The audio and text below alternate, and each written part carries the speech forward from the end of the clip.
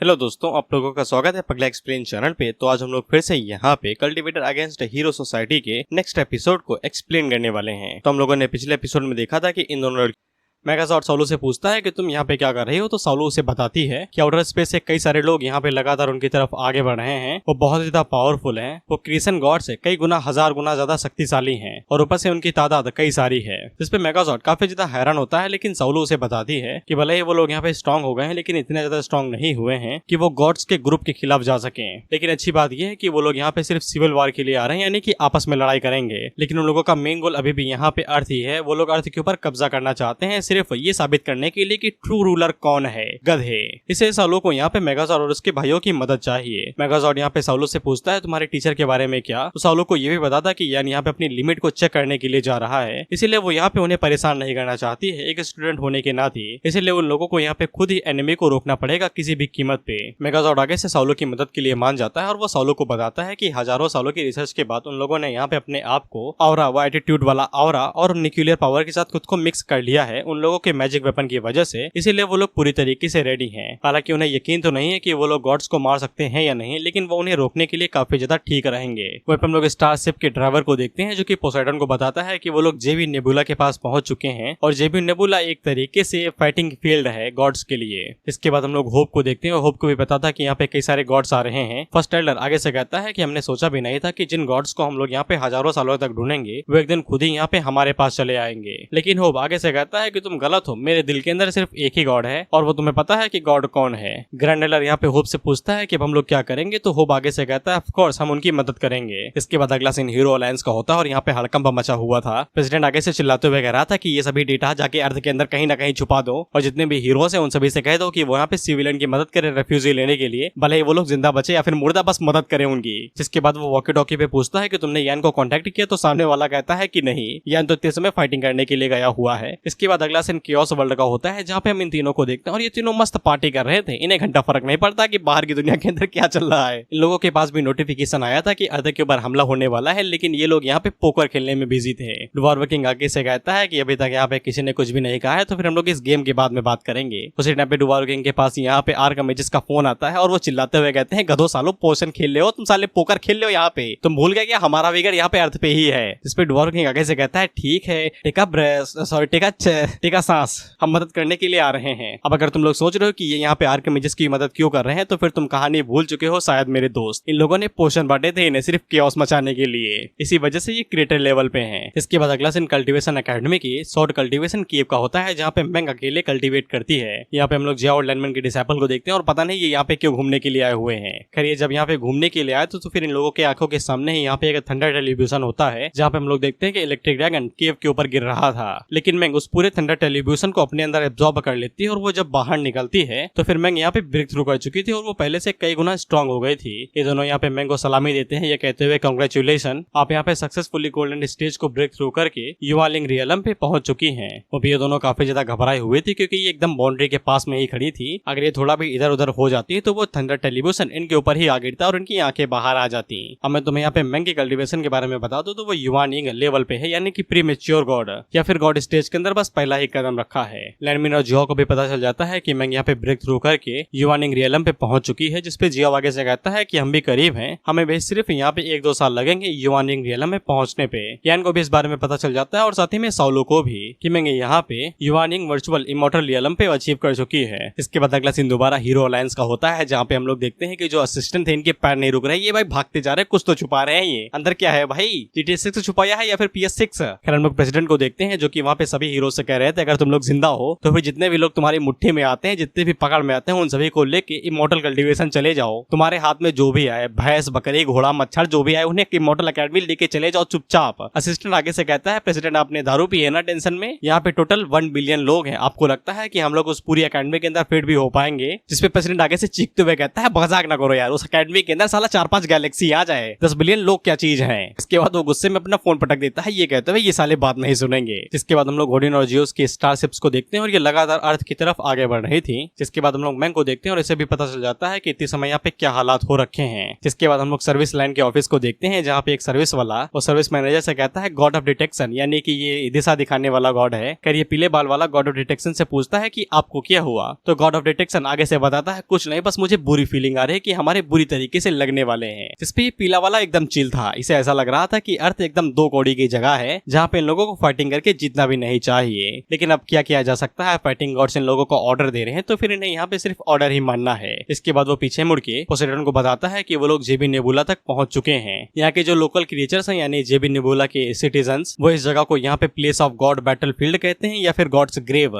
God's grave भाई Henry की वजह से ये नाम पड़ा है, क्योंकि उसने यहाँ पे लाशें बिछा दी थी। हालांकि पोसेडन को इस बार पक्का यकीन था कि वो लोग इस बार यहाँ पे ओडिन को हरा ही देंगे अगर हेनरी यहाँ पे उंगली ना करे। इसके बाद लोग पोसेडन को देखते हैं, जो कि यहाँ पे इन लोगों को स्पीच दे रहा था। ये लोगों से कहता है ध्यान से सुनो, गॉड किंग जियोस ने हम लोगों को यहाँ पे कॉम्बैक्ट कमांड भेजा है। इन लोगों को यहाँ पे सबसे पहले ओडिन की गैंग दी फॉल्स गॉड को हराना है। तभी वो पीले बाल वाला पूछता है कि अर्थ के बारे में क्या, हम लोग उसके ऊपर कब कब्जा करेंगे। तो पोसेडन आगे से बताता है कि हम लोग जैसे ही यहाँ पे ओडिन की गैंग दी फॉल्स गॉड को हरा देंगे तो अर्थ नेचुरली उनकी ही हो जाएगी। इसके बाद पोसेडन उन लोगों से कहता है कि हम लोगों को यहाँ पे ओडिन गैंग को अगर हराना है तो फिर एक फाइटिंग गॉड भेजना पड़ेगा ताकि वो इन लोगों को यहाँ पे ले आए। सभी लोग पूछते हैं कि हम लोग किसको भेजेंगे। तो पोसेडन आगे से कहता है कि हम लोग यहाँ पे किसी ऐसे को भेजेंगे जो हमारे लिए सबसे ज्यादा जरूरी हो। पोसेडन आगे से कहता है कि अर्थ को यहाँ पे सूरज की जरूरत पड़ती है जिंदा रहने के लिए, इसलिए हम लोग यहाँ पे अपने नेफ्यू को भेजेंगे। ये नेफ्यू और कोई नहीं अपोलो था, द सन ऑफ गॉड, जो कि सूरज को कंट्रोल कर सकता है। हम लोग देखते हैं कि एक सर्वेंट यहाँ पे पोसेडन को कहता है कि पोसेडन ने ऑर्डर भेजा है, हमें कुछ करना है। जिसपे अपोलो आगे से कहता है करना क्या है, सीधा हमला बोलो अर्थ के ऊपर। सर्वेंट पूछता है क्या होगा अगर हम लोग सीधा यहाँ पे ओडिन के लोगों से टकरा गए तो। जिसपे अपोलो आगे से कहता है कि हमें घंटा फर्क नहीं पड़ता उन गॉड से जो कि सर के ऊपर मुर्गियों के पंख लगाते हैं, हम उन्हें दिखा देंगे कि हमारी ताकत क्या है। इसके बाद हम लोग ओडिन वाली साइड को भी देखते हैं, जहाँ पे ड्राइवर आगे से कहता है ओडिन हम लोग यहाँ पे नेबुला पे पहुंच चुके हैं। जिसके बाद हम लोग यहाँ पे ओडिन की वाइफ फ्रिजिड को देखते हैं और ऑफ कोर्स हमारी जवान लड़खड़ा सकती है तो हम इसे ओडिन की वाइफ ही बुलाएंगे।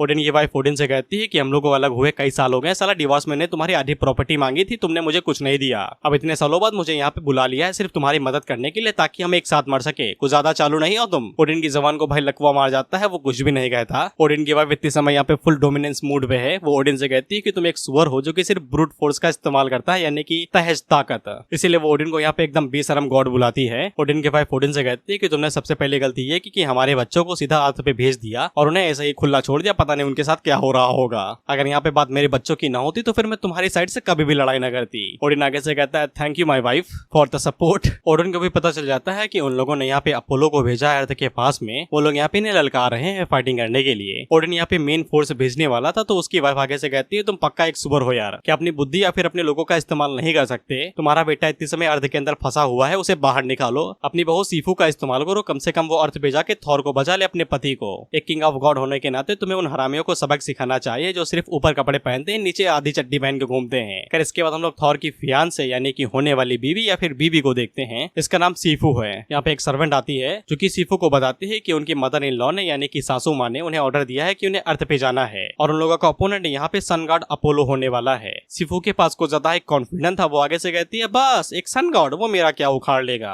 और ये भी आगे से अपनी सासू माँ की तरह ही है, ये भी थॉर की कोई इज्जत नहीं करती। ये कहती है थॉर अपने बाप की तरह एकदम बेवकूफ ही है, वो भी साला अर्थ पे जाके फंस गया, अब हमें जाना पड़ेगा उसे बाहर निकालने के लिए। इधर ओडिन की वाइफ ड्राइवर से पूछती है कि मेरे बेटे के साथ तुमने कांटेक्ट किया। ड्राइवर आगे से कहता है पता नहीं मालकिन, मैं उनके साथ कांटेक्ट ही नहीं कर पा रहा, पता नहीं वो इतने समय क्या कर रहे होंगे। इसके बाद अगला सीन अर्थ का होता है जब हम लोग थॉर और लोकी को देखते हैं अपनी जान बचा के भाग रहे थे एनोडलिंग से। एनोडलिंग इन्हें ढूंढने के लिए कचड़े का डिब्बा तक नहीं छोड़े थे, उसे खोल के चेक कर रहे थे। लेकिन लिंग को आस पास से इन लोगों के प्रेजेंस की खुशबू आ रही थी। लिंग उन लोगों से कहती है कि अगर तुम लोगों ने दोबारा हमारे क्लैन के अंदर घुसने की कोशिश की तो फिर मैं तुम्हारे इतने टुकड़े करूंगी तुम्हें पता भी नहीं चलेगा कि कौन सा टुकड़ा कहाँ जोड़ना है। इस पर ये दोनों आगे से रोते हुए कहते हैं मम्मी बचा लो हमें, मम्मी बचा लो, मदर सेव अस। हम लोग देखते हैं कि अपोलो के साथ साथ यहाँ पे सीफू की जो स्टारशिप्स थी वो भी बहुत जल्दी पहुंच जाती हैं। सर्वेंट आगे से कहता है कि ये साले गॉड हम लोगों से पहले आ गए यहाँ पे। इस पे अपोलो आगे से कहता है कि वो अगली बीच सीफो भी हम लोगों से ज्यादा तेज है। इसके बाद सर्वेंट अपोलो से पूछता है कि अब हम लोग आगे क्या करेंगे। तो अपोलो आगे से कहता है कि जैसा कि मैंने कहा कि हम लोग सीधा प्लेनेट के ऊपर अटैक करेंगे, लोगों के ऊपर नहीं। यानी कि लोगों की फर्स्ट प्रायोरिटी सीधा अर्थ के ऊपर कब्जा करने की है, ना कि ओडिन के साथ भिड़ने की। इसीलिए अपोलो सबसे पहले अपना हाथ आगे बढ़ाता है सूरज की तरफ और आगे से कहता है लाइट और सूरज मेरी है। और अपोलो जैसे ही यहाँ पे अपनी मुट्ठी बंद करता है तो सूरज की बैटरी यहाँ पे डाउन पड़ने लगती है, जिसके बाद वो एकदम से बंद सा हो जाता है। सभी लोग आगे से कहते हैं कि ये क्या हुआ। इसके बाद हम लोग कुछ ऑडियंस को देखते हैं जो कि आगे से रो रहे थे, कुछ नाराज थे, कुछ बौखलाए हुए थे। रोते हुए लोग कहते हैं यार हर एपिसोड में ऐसा ना करा करो प्लीज ऑथर, यार ना करा करो यार, अंधेरे में जीना तुम नहीं जानते। वहीं पे एक बंदा फ्लैश लाइट जलाता है तो वो आगे से कहता है कि यार तुम तो रंग छोड़ रहे हो। वो बंदा भी खुद की तरफ देख के कहता है यार मजाक ना करो यार, मैं रंग कैसे छोड़ सकता हूँ। हम लोग प्रेसिडेंट को देखते हैं जो कि आगे से कहता है कि सूरज गायब हो गया, ऐसा नहीं हो सकता यार। तो फिर उसका जो असिस्टेंट था वो एक किताब से पढ़ के बताता है कि ऐसा सिर्फ तब हो सकता है जब अपोलो द सन गॉड अपनी पावर का इस्तेमाल करे। हम लोग अपोलो को देखते हैं जो आगे से कहता है कि एक छोटा सा घटिया सा प्लेनेट यहाँ पे सन डिजर्व नहीं करता है, उसे सूरज की रोशनी नहीं मिलनी चाहिए। तो फिर हम लोग साउलू को देखते हैं जिसे काफी ज्यादा गुस्सा आता है, जिसके बाद वो अपनी एनर्जी का इस्तेमाल करते हुए एक आर्टिफिशियल सल बनाती है और उसे पृथ्वी की तरफ फेंक देती है। अपोलो यहाँ से जाने ही वाला था ये कहते हुए कि चलो हम लोग चलते हैं, लेकिन उसके जाने से पहले ही अपोलो के पीछे एक सूरज बन जाता है जो अपोलो की सूरज से भी ज्यादा बड़ा था। अपोलो भी ये देख के हैरान हो जाता है कि ऐसे कौन सूरज बनाता है भाई। वहीं पे उसका जो सर्वेंट था वो आगे से घबराते हुए कहता है कि ये मत कहना कि यहाँ पे हेनरी के अलावा भी कोई इतना ज्यादा स्ट्रॉन्ग पर्सन है जो सूरज बना सकता है। फिर इसके बाद अपोलो जब ऊपर देखता है तो फिर उसे साउलू दिखाई देती है। साउलू यहाँ पे अपोलो से कहती है कि जाने से पहले अपना एक हाथ छोड़ के जाना ट्रॉफी के तौर पे। अपोलो का सर्वेंट आगे से चिल्लाते हुए साउलू से कहता है कि तुम बस एक क्रिएटर लेवल पे हो, तुम्हारी हिम्मत कैसे हुई एक रूलर एक गॉड को इस तरीके से धमकाने की। इधर हम लोग प्रेसिडेंट के असिस्टेंट को देखते हैं जो कि आगे से बाइनोकुलर्स निकाल लेता है और वो स्पेस के अंदर झांकते हुए कहता है कि ये तो सच में सन गॉड अपोलो है। ऑथर यार मजाक ना करो, कुछ बड़ी सी दूरबीन दे दो इसे, ये इनसे भाई सिर्फ आम दिखते हैं और कुछ नहीं, सूरज नहीं दिख सकता इनसे। कर प्रेसिडेंट यहाँ पे अपने असिस्टेंट से पूछता है कि तुम्हें ये किताब कहाँ से मिली, तो असिस्टेंट आगे से बताता है कि ये कल्टीवेशन एकेडमी की वाइल्ड हिस्ट्री के बारे में बताती है, गलियों में ₹2.5 की बिकती है, आपने कभी खरीदी नहीं क्या। अपोलो साउलो से कहता है कि तुम बस एक मैक्स लेवल के क्रिएटर और कुछ भी नहीं, छोटा मुंह बड़ी बातें। जिसके बाद वो अपनी पावर्स का यूज करता है कि उससे पहले उसे दिखाई देता है कि उसके आसपास बहुत ज्यादा पानी इकट्ठा हो रहा है। हमें पता चलता है कि ये सब कुछ साउलो ने अपनी फॉर्मेशन के साथ किया था और साउलो अब यहाँ पे फ्लैगलेस यानी कि बिना झंडों के भी फॉर्मेशन बना सकती थी। हम सभी लोगों को देखते हैं जो कि यहाँ पे इस फॉर्मेशन को देख रहे थे। जिया ऑर्लन भी आगे से कहते हैं कि यार ये फॉर्मेशन तो मुझे भी चाहिए। पे जो भी ऑडियंस थी वो भी अपने पास से बाइनोकुलर्स निकाल लेते हैं और स्पेस के अंदर झांक रहे थे, लेकिन ये बंदा भाई निकालता है माइटी राजू का चश्मा, क्योंकि इसे पता है कि सूरज जब फटेगा तो बिग बैंग होगा। जिसके बाद हम लोग अपोलो को देखते हैं और अपोलो के चारों तरफ बहुत ही ज्यादा पानी आ गया था। ये देख के तो अपोलो भी हैरान हो गया था कि ये क्रिएटर लेवल की पावर कैसे हो सकती है। वहीं पे ये दोनों एक दूसरे के गले लग जाते हैं ये कहते हुए कि हमारे मास्टर्स काफी ज्यादा स्ट्रॉन्ग है। हम लोग अपोलो को देखते हैं तो साउलो ने बस पलक झपकते ही वहाँ पे पूरा का पूरा एक वर्ल्ड बना दिया था यूनिवर्स टाइप में। जिया और लैनमिन आपस में बात करते हुए कहते हैं कि ना ये नहीं हो सकता। लैनमिन जियाओ से पूछता है क्या तुम पलक झपकते हैं यहाँ पे एक मिल्की वे बना सकते हो क्या, जिस पे जिया आगे से कहता है पलक झपकते ही डिस्ट्रॉय कर सकता हूँ, बनाना मेरा काम नहीं है गुरु। भाई को पता है कि भाई किस चीज में बेहतर है। हम लोग अपोलो को देखते हैं जो कि बौखला जाता है कि एक क्रिएटर लेवल बंदे ने यहाँ पे एक गॉड को हरा दिया। इसके बाद ये सूरज की तरह जल ही रहा था कि उसे टाइम पे साउलो इसके ऊपर अटैक करती है और इसका सर पकड़ के पानी के अंदर डुबा देती है, ये कहते हुए कि तुम सन गॉड हो ना, थोड़ा सा पानी पियो शांत हो जाओ। लेकिन अपोलो पाइप को कुछ ज्यादा ही गुस्सा आ जाता है, जिसके बाद वो अपना सर बाहर निकालता है और साउलो को झटक के दूर फेंक देता है, ये कहते हुए कि तुम खुद को कुछ ज्यादा ही ऊंचा समझ रही हो।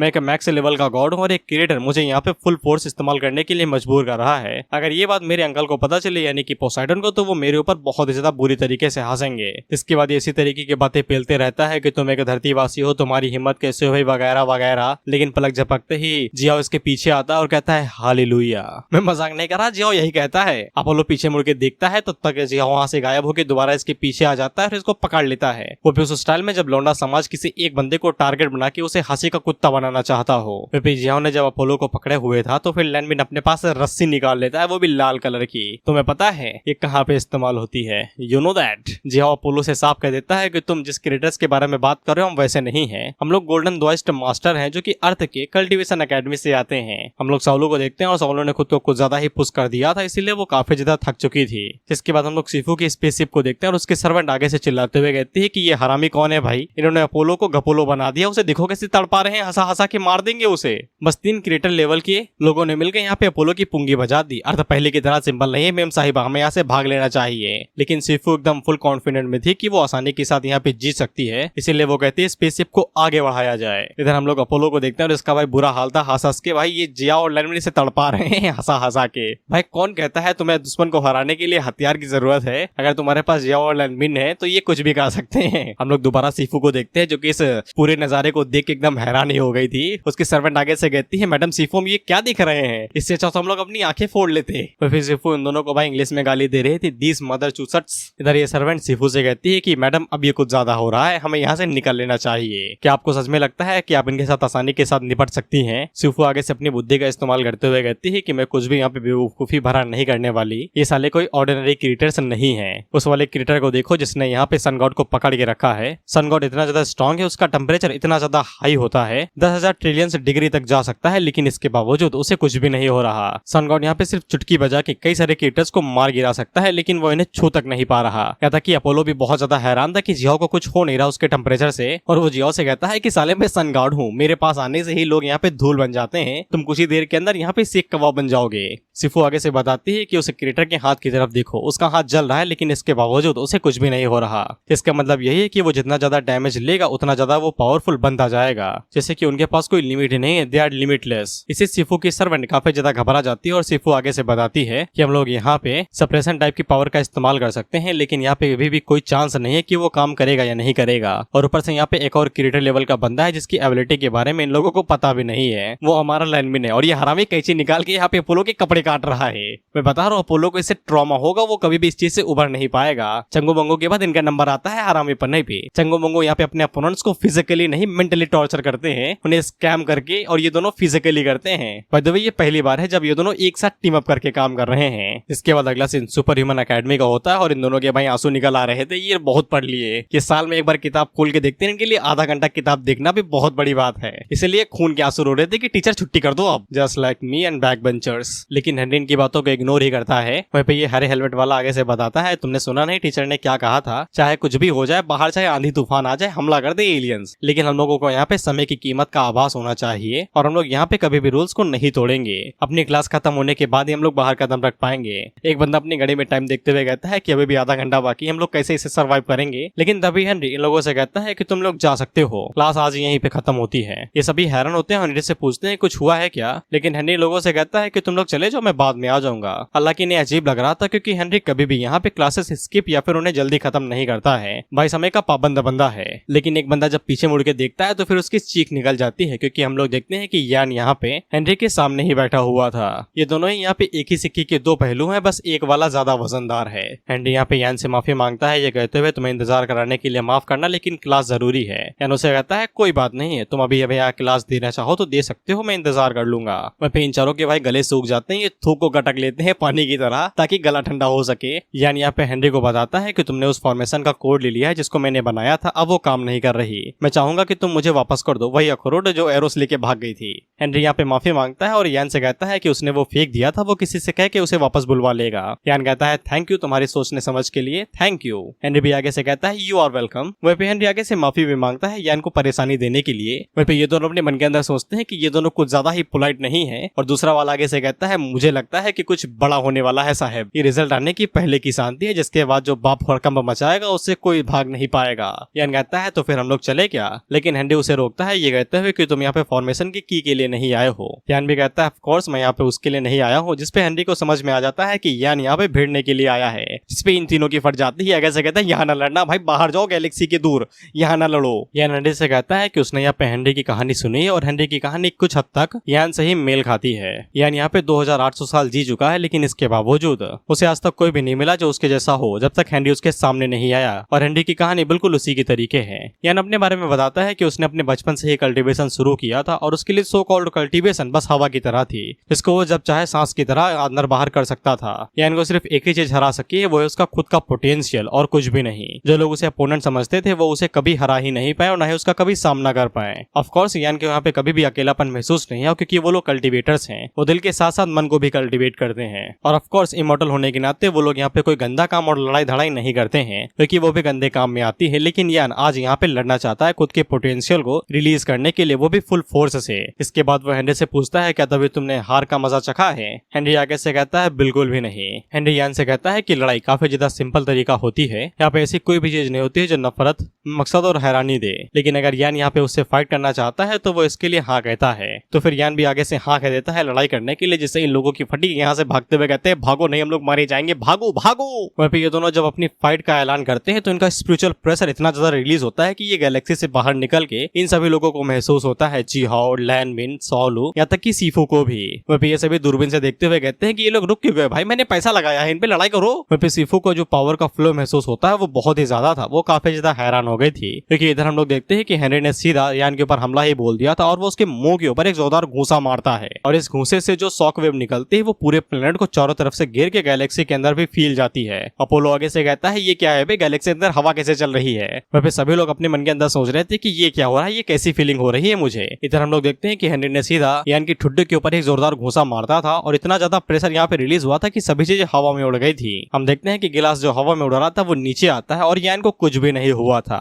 वह हेनरी से कहता है कि इतना ही दम है क्या, लेकिन फिर भी बुरा नहीं था। हेनरी काफी ज्यादा हैरान होता है कि यहाँ पे यान को कोई भी डैमेज नहीं हुआ और वो आगे से एक्साइटेड हो जाता है क्योंकि हेनरी को यही चाहिए था। जैसा कि तुम्हें कहानी के हिसाब से पता है कि हेनरी बस एक पंच मार के ही अपने अपोनेंट्स को हरा देता है, लेकिन यान के साथ ऐसा नहीं हुआ, इसीलिए वो काफी ज्यादा एक्साइटेड हो गया कि अब वो यहाँ पे अपनी फुल पावर रिलीज कर सकता है। सॉलो को पता चल जाता है कि यहाँ पे यान ने अपनी शुरुआत कर दी है। इसके बाद वो लैंडमैन और जियाओ से कहती है कि इन दोनों गॉड्स को यहाँ से बाहर लेके जाओ, वो सीफू को भी इसमें ऐड कर रही है। इसीलिए जियाओ यहाँ पे जल्दी से अपोलो को छोड़ता है और अपनी पोशाक बदल के अपनी आर्मी यूनिफॉर्म के अंदर आ जाता है। लैंडमैन भी देरी नहीं करता है और वो भी जल्दी से अपनी पोशाक बदल लेता है। वहाँ पे ये दोनों जब अपना असली लेवल दिखाते हैं तो फिर सीफू को पता चलता है कि ये दोनों यहाँ पे डेमी गॉड लेवल पे हैं। इसीलिए वो जल्दी से पीछे मुड़ के अपने ड्राइवर से कहती है कि जल्दी से आर्मी को कहो यहाँ पे आए और जल्दी से रिइंफोर्समेंट को भी यहाँ पे भेज दो। लेकिन उसी टाइम पे सीफू को ये वाली बात हिट करती है कि सॉलो ने तो बोला था कि यहाँ पे दोनों गॉड्स को संभालो, लेकिन ये दोनों तो अभी तक अपोलो के साथ ही चपके हुए हैं। सीफू को इस बात का जवाब तुरंत ही मिल जाता है क्योंकि एक शॉट उसकी आंख के पास आके रुकती है।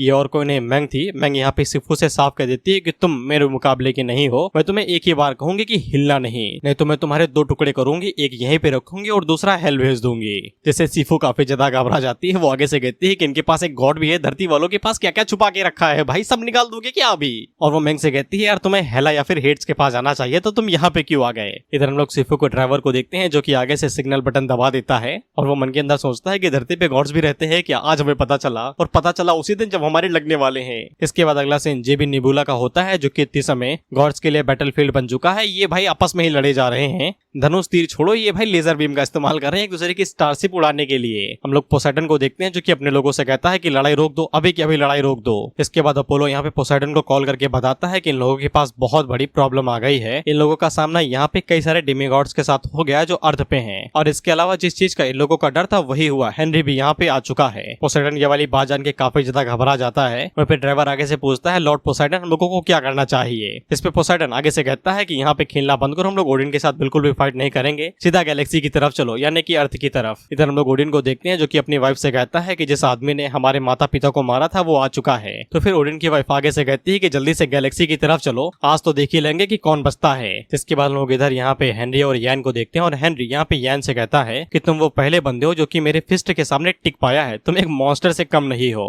यान उससे कहता है शुक्रिया तारीफ के लिए, लेकिन मैं एक बात कहना चाहूंगा कि मैं यहाँ पे तुम्हें पावरफुल वर्ड से डिफाइन नहीं करूंगा क्योंकि तुम्हारे पास इतनी छोटी मोटी पावर्स नहीं होंगी। हेनरी आगे से अपनी पोशाक बदलते हुए कहता है ऑफ कोर्स मेरे पास इतनी छोटी मोटी पावर्स नहीं है। इसके बाद यान भी अपने कपड़े को उतार देता है क्योंकि वो फाइट करने के लिए रेडी हो चुका था। यान यहाँ पे सबसे पहली शुरुआत डंजन लेवल से करता है, यानी कि वो अपना लेवल सडनली चेंज कर देता है। और एज यू नो यहाँ पे यान जैसे ही अपने यहाँ पे लेवल और कल्टीवेशन को बढ़ाता है तो फिर इसके बाल सफेद हो जाते हैं, और यान जैसे ही यहाँ पे अपने लेवल को बढ़ाता है तो फिर ये जिस टावर से आया था उसके ऊपर क्रैक पड़ने लगते हैं। वहाँ पे हेनरी भी यान के इस तरीके की पावर को देख के हैरान हो गया था कि अचानक से इतना ज्यादा पावर बूस्ट कैसे मिल गया। तो फिर यान यहाँ पे हेनरी से कहता है कि ये तो सिर्फ टिप ऑफ आइसबर्ग है, यानी कि ये तो सिर्फ नमूना है, असली ताकत तो अभी बाकी है। फिर ये सभी लोग यहाँ पे यान के कल्टीवेशन को देख के हैरान हो गए थे कि उसने अचानक से यहाँ पे डिंजन रियलम को एक्टिवेट कर दिया। मैं आगे से कहती है कि वो इस फाइट को क्लोजली देखना चाहती है, तो सॉलो उसे वार्न करती है ये कहते हुए कि यान की कल्टीवेशन यहाँ पे मैंग मुकाबले में कई सारे लेवल्स ऊपर है, अगर वो उनके पास भी जाएगी तो वो एक झटके से ही मारी जाएगी। इसके बाद यान हेनरी से कहता है आ जाओ देखते हैं किसमें है कितना दम।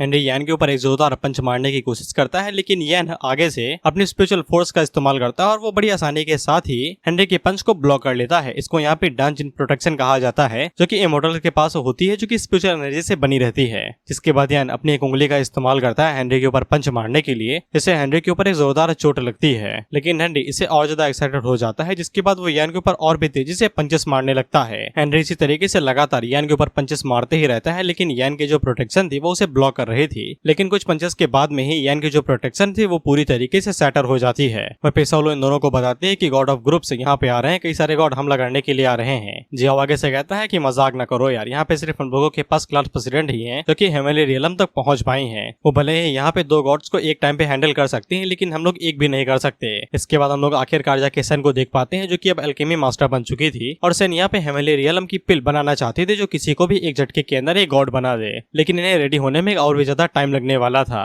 इसलिए वो उन लोगों से कहते हैं कि तुम्हें और ज्यादा थोड़ी देर तक होल्ड बैक करना पड़ेगा, तब तक ये पिल रेडी हो जाएंगी। लेकिन हम लोग देखते हैं कि ओडिन और जेउस के स्पेसशिप के साथ में यहाँ पे बाकी सब लोग भी आ चुके थे। जिसके बाद हम लोग पोसाइडन को देखते हैं जो कि अपने ड्राइवर से कहता है कि जरा अपोनेंट को स्कैन करना। ये भाई साले टेक्नोलॉजी का इस्तेमाल कर रहे हैं गॉड होके भी। खैर इसका जो ड्राइवर था वो आगे से अर्थ को स्कैन करता है, तो फिर उसे पता चलता है कि यहाँ पे एक क्रिएटर लेवल है जो कि साउलो है, दो डेमी गॉड्स हैं जिनके बारे में तुम्हें पता है, और एक गॉड है जो कि हमारी मेंग है। ड्राइवर ये सब कुछ कांपते हुए कह रहा था, और पोसाइडन आगे से कहता है ये बड़ी अजीब बात है यार, यहाँ पे अचानक से इतने सारे ताकतवर ओपोनेंट कहाँ से आ गए। अर्थ के ऊपर हेनरी के अलावा भी कुछ और बच्चे हैं क्या जो इतने ज्यादा स्ट्रॉन्ग बनते जा रहे हैं, या फिर मैं बूढ़ा हो गया हूँ। वहीं पे अपोलो पोसाइडन से कहता है कि इन्हें हल्के में न लीजिएगा, इनमें से एक जो फीमेल क्रिएटर है वो आसानी के साथ गॉड से भी फाइट कर सकती है। जिसपे पोसाइडन हैरान होकर कहता है कि क्रिएटर यहाँ पे किसी गॉड से भी फाइट कर सकता है क्या, ये बड़ी अजीब बात है। वहीं पे ड्राइवर आगे से पूछता है कि हम लोग आगे क्या करें, क्या स्पेसशिप को आगे बढ़ाए, तो पोसाइडन आगे से कहता है बेवकूफ हो क्या, वो लोग आसानी के साथ एक स्पेसशिप को उड़ा सकते हैं, इसीलिए जितने भी गॉड्स हैं उन सभी को भेज दो हमला करने के लिए। इसके बाद हम लोग मैंग और सीफू को देखते हैं, और सीफू अपने मन के अंदर सोचते हैं कि मैं यहाँ पे आगे शो ऑफ करना चाहती थी, बल्कि अब मुझे यहाँ पे एक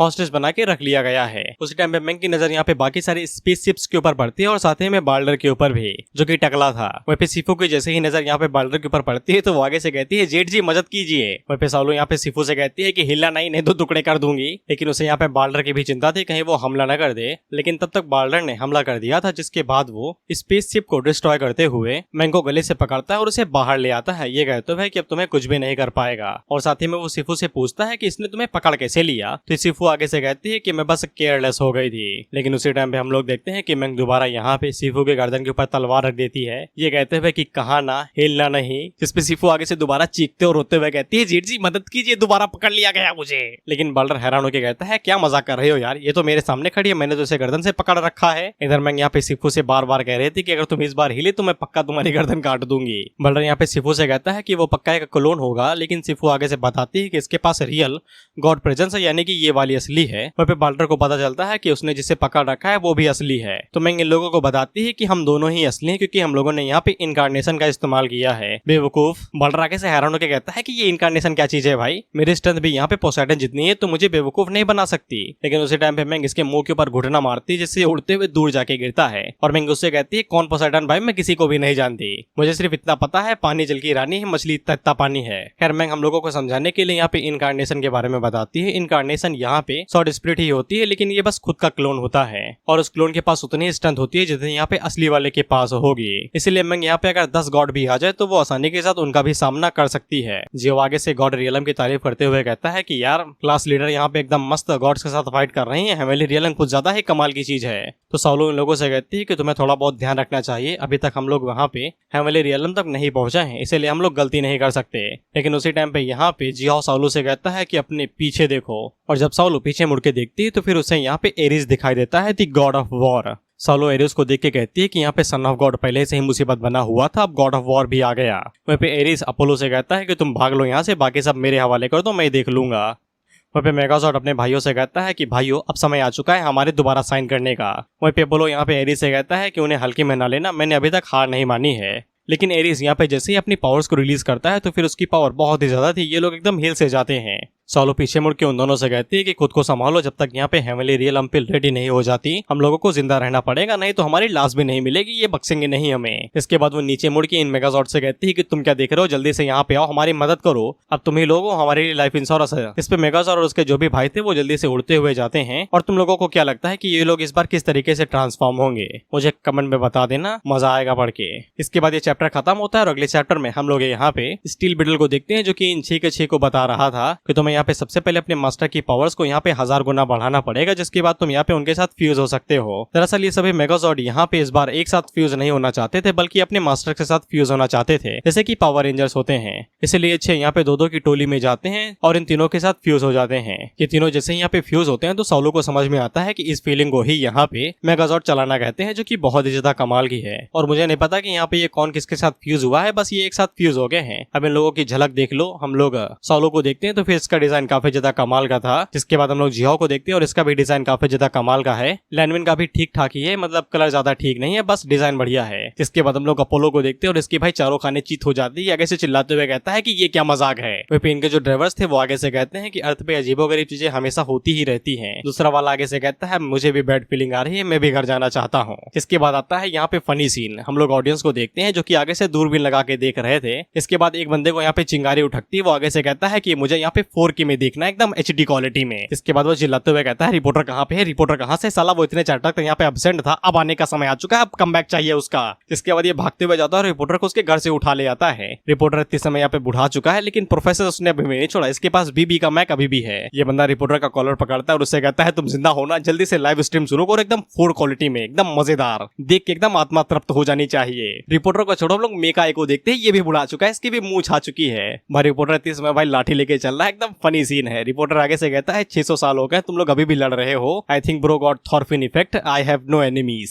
ऑथर यार इसे लॉन्गविटी पिल दो यार, लॉन्गविटी पिल दो यार रिपोर्टर को, इसके बिना मजा नहीं आएगा। जिसके बाद हम लोग लैंडमिन को देखते हैं जो कि यहाँ पे सूट की तारीफ कर रहा था कि उसने भी पहले भी यहाँ पे मेका चलाया है, लेकिन ये वाला पहले से ज्यादा बेहतरीन है। इसके बाद हम लोग रिपोर्टर्स को देखते हैं जो कि सीधा स्टील बिटल के घर में घुस जाते हैं, ये कहते हुए स्ट्रीमिंग इतनी समय यहाँ पे 4K में हो रही है, एकदम HD क्वालिटी में, और ऐसा लगता है कि उन लोगों ने तुम्हारे सिस्टम के हिसाब से सूट पहना है। तुम इसके बारे में कुछ कहना चाहोगे? तो स्टील बिटल आगे से बस फैशन की बात करता है, ये कहते हुए उनका अपीयरेंस और बेल्ट एकदम कमाल के, लाजवाब, एकदम एक्सीलेंट। लेकिन मैंने यहाँ पे उन्हें ट्रांसफॉर्मेशन के लिए कोई हैंड मूव नहीं बताया, जो कि थोड़ा सा बुरा लगा, लेकिन ये क्रिंजी भी लगता है, इसलिए मैंने यहाँ पे इसे रिकमेंड नहीं किया। रिपोर्टर आगे से कहता है बड़वे हमने तुझसे पावर सिस्टम के बारे में पूछा था, फैशन के बारे में नहीं, गुच्ची का शो नहीं चल रहा है यहाँ पे। खैर इसके बाद हम लोग एरीज को देखते हैं जो कि आगे से यहाँ पे शो ऑफ लाइन पील रहा था, ये कहते हुए कि वो गॉड ऑफ वॉर है, एरीज है, और वो यहाँ पे खासकर सिर्फ बैटल्स के लिए ही पैदा हुआ है, इसलिए अब वो यहाँ पे इन तीनों को चीर फाड़ देगा। जिसके बाद वो इन लोगों के ऊपर धड़ाम से हमला कर देता है और ये सबसे पहले अपने शिकार बनाता है लैंडमिन को, जिसके पास इमोर्टैलिटी है, भाई मरेगा ही नहीं वो। खैर एरीज ने यहाँ पे लैंडमिन के ऊपर जो पंच मारा था, लैंडमिन काफी इजीली उसके पंच को ब्लॉक कर लेता है, जिससे तो एरीज भी हैरान हो जाता है कि साला इसने पंच कैसे रोक लिया मेरा। इसके बाद हम लोग रिपोर्टर की कमेंट्री को देखते हैं जो एकदम जीरो स्लो मोड पे चल रही थी। The combination of super powers and the immortal cultivation बना है मेका। साइड से बंदा चिल्लाते हुए कहता है तुम बहुत धीरे बात कर रहे हो, पहले के मुकाबले तेज बोलो, थोड़ा सा और जोर लगा के। इधर मेगाजॉर्ड सोलो से कहता है कि हम लोगों के पास इतनी पावर नहीं है कि हम लोग गॉड्स को मार सके, इसलिए जैसा मैं कहता हूँ वैसा करो। तो फिर सोलो को ना चाहते हुए बिल्कुल वैसा ही करना पड़ता है जैसा मेगाजॉर्ड ने कहा। दरअसल ये लोग यहाँ पे अब कार्ड्स का इस्तेमाल करने वाले थे, होता नहीं है पावर रेंजर्स के अंदर वेपन आ जाते हैं, स्पेशल सूट आ जाता है पावर अप होने के लिए, तो सोलो बिल्कुल ऐसा ही करती है और वो कार्ड को अपनी बेल्ट के अंदर डालती है। अपोलो आगे से चिल्लाते हुए कहता है कि यार मजाक मस्ती ना करो, ऑथर ऐसा नहीं होता यार, ऑथर कुछ तो हमारे फेवर में करो यार, कि सिर्फ मार पिटवाने के लिए ही बुलाया है, इधर के कूट दो हमें। और उसी पल यहाँ पे अपोलो के पीछे से एक बहुत बड़ी सॉर्ड निकलती है जो उसे हालेलुया स्टाइल में लटका देती है। अपोलो आगे से चिल्लाते हुए कहता है कि ऑथर ये ना करो, मैं तो बस गलती में भावनाओं में बह गया, ऑथर ना करो मेरे साथ। हम लोग देखते हैं कि सोलो ने जिस ट्रिक का इस्तेमाल किया था उससे यहाँ पे कई सारी सॉर्ड आ गई थी जो कि सॉर्ड पैटर्न में आई थी। इसके बाद सामने से और भी ज्यादा सॉर्ड आ रही थी जो अपोलो की तरफ ही आगे बढ़ रही थी। अपोलो की आंखें बड़ी हो जाती है, वो आगे से चिल्लाते हुए कहता ऑथर मैं सच में मजाक कर रहा था, ऑथर सॉरी बस मजाक कर रहा था मैं। लेकिन वो सभी अपोलो के अंदर घुस जाते हैं और अपोलो को अंदर से खपोलो बना देती हैं। एरिस यहाँ पे अपोलो की तरफ देखता है और उसे कहता है राम राम सत्य भाई, तुम्हारी आत्मा को शांति मिले। लेकिन अगले ही पल यहाँ पे एरिस का भी नंबर लग जाता है, वो आगे से कहता है मैंने तो कुछ कहा भी नहीं, मुझे क्यों घसीट रहे हो उसमें। वहीं पे पोसेडन का ड्राइवर पोसेडन से कहता है लॉर्ड पोसेडन हमारे पास बहुत बड़ी दिक्कतें आ चुकी हैं।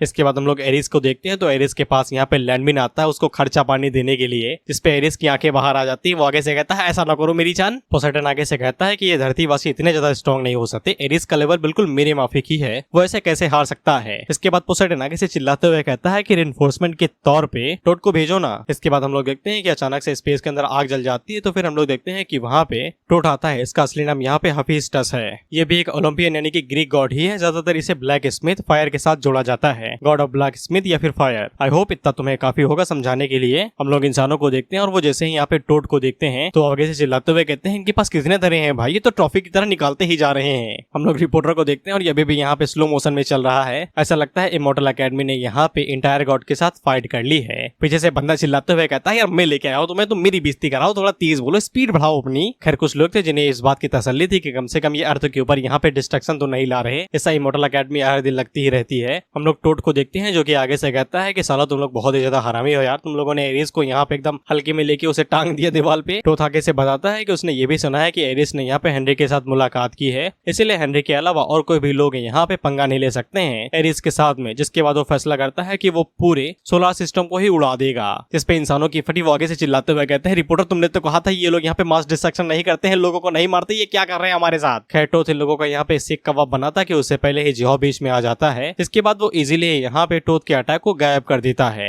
इसी के लिए उसने अटैक को अपने ऊपर ले लिया और अपनी पावर को बढ़ा लिया। टोथ भी ये देख के काफी ज्यादा हैरान हो जाते हैं कि एक धरतीवासी उसके अटैक को इजीली ब्लॉक कर सकता है, जिसके पास यहाँ पे प्रिमोडियल फायर है। जियो यहाँ पे टोथ से कहता है कि यार आग के साथ खेलना गंदी बात होती है, मैं एक प्रोफेशनल हूँ। जिसके बाद ये भी अपने पास से कार्ड बाहर निकालता है जिसको ये लोग मैजिक आइटम कह रहे हैं। इसके बाद जियो भी इसे अपनी बिल्ड के अंदर डालता है और अपने पास से निकालता है एक भारी भरकम शॉट, वो भी आग उगलती हुई। इस मूव का नाम यहाँ पे बर्निंग 6 शॉट था। और फिर पोसाइडन आगे से ये देख के कहता है कि ये क्या बवाल मचा रखा है भाई, कुछ तो हमारे लिए लिहाज करो। हम लोग कुछ भी अटैक करते हैं ये उसका जवाबी हमले में उससे बड़ा कुछ निकाल लेते हैं, कुछ तो शर्म करो ऑथर यार, हमारे लिए इज्जत रख लो, हम साले गॉड हैं, तुम्हारे कोई फिक्शनल साइड कैरेक्टर नहीं जिनको तुम एरा गैरा समझ के पी ले जा रहे हो, कुछ तो शर्म करो यार। इसके बाद पोसाइडन अपने ड्राइवर से कहता है कि अब तुम यहाँ पे इंचार्ज हो सभी चीजों के, मैं जा रहा हूँ मदद करने के लिए। इसके बाद पोसाइडन भी अपनी स्पेसशिप से बाहर निकलता है और वो मदद करने के लिए जाने लगता है। पोसाइडन भी आगे से ये कह रहा था कि साले तुम लोग धरतीवासी हम लोगों को यहाँ पे प्रोफेशनल समझ रहे हो, सलाम तुम लोगों से ज्यादा ऊपर के लेवल के हैं, अभी तुम लोगों को यहाँ पे समुद्र की लहरों का मजा चखाता हूँ, बस रुको तुम। लेकिन उसी टाइम पे हम लोग लैंडमिन को देखते हैं जो कि पीछे से अपने मैजिक आइटम का इस्तेमाल करता है और वो सभी चीजों को यहाँ पे बर्फ में बदल देता है।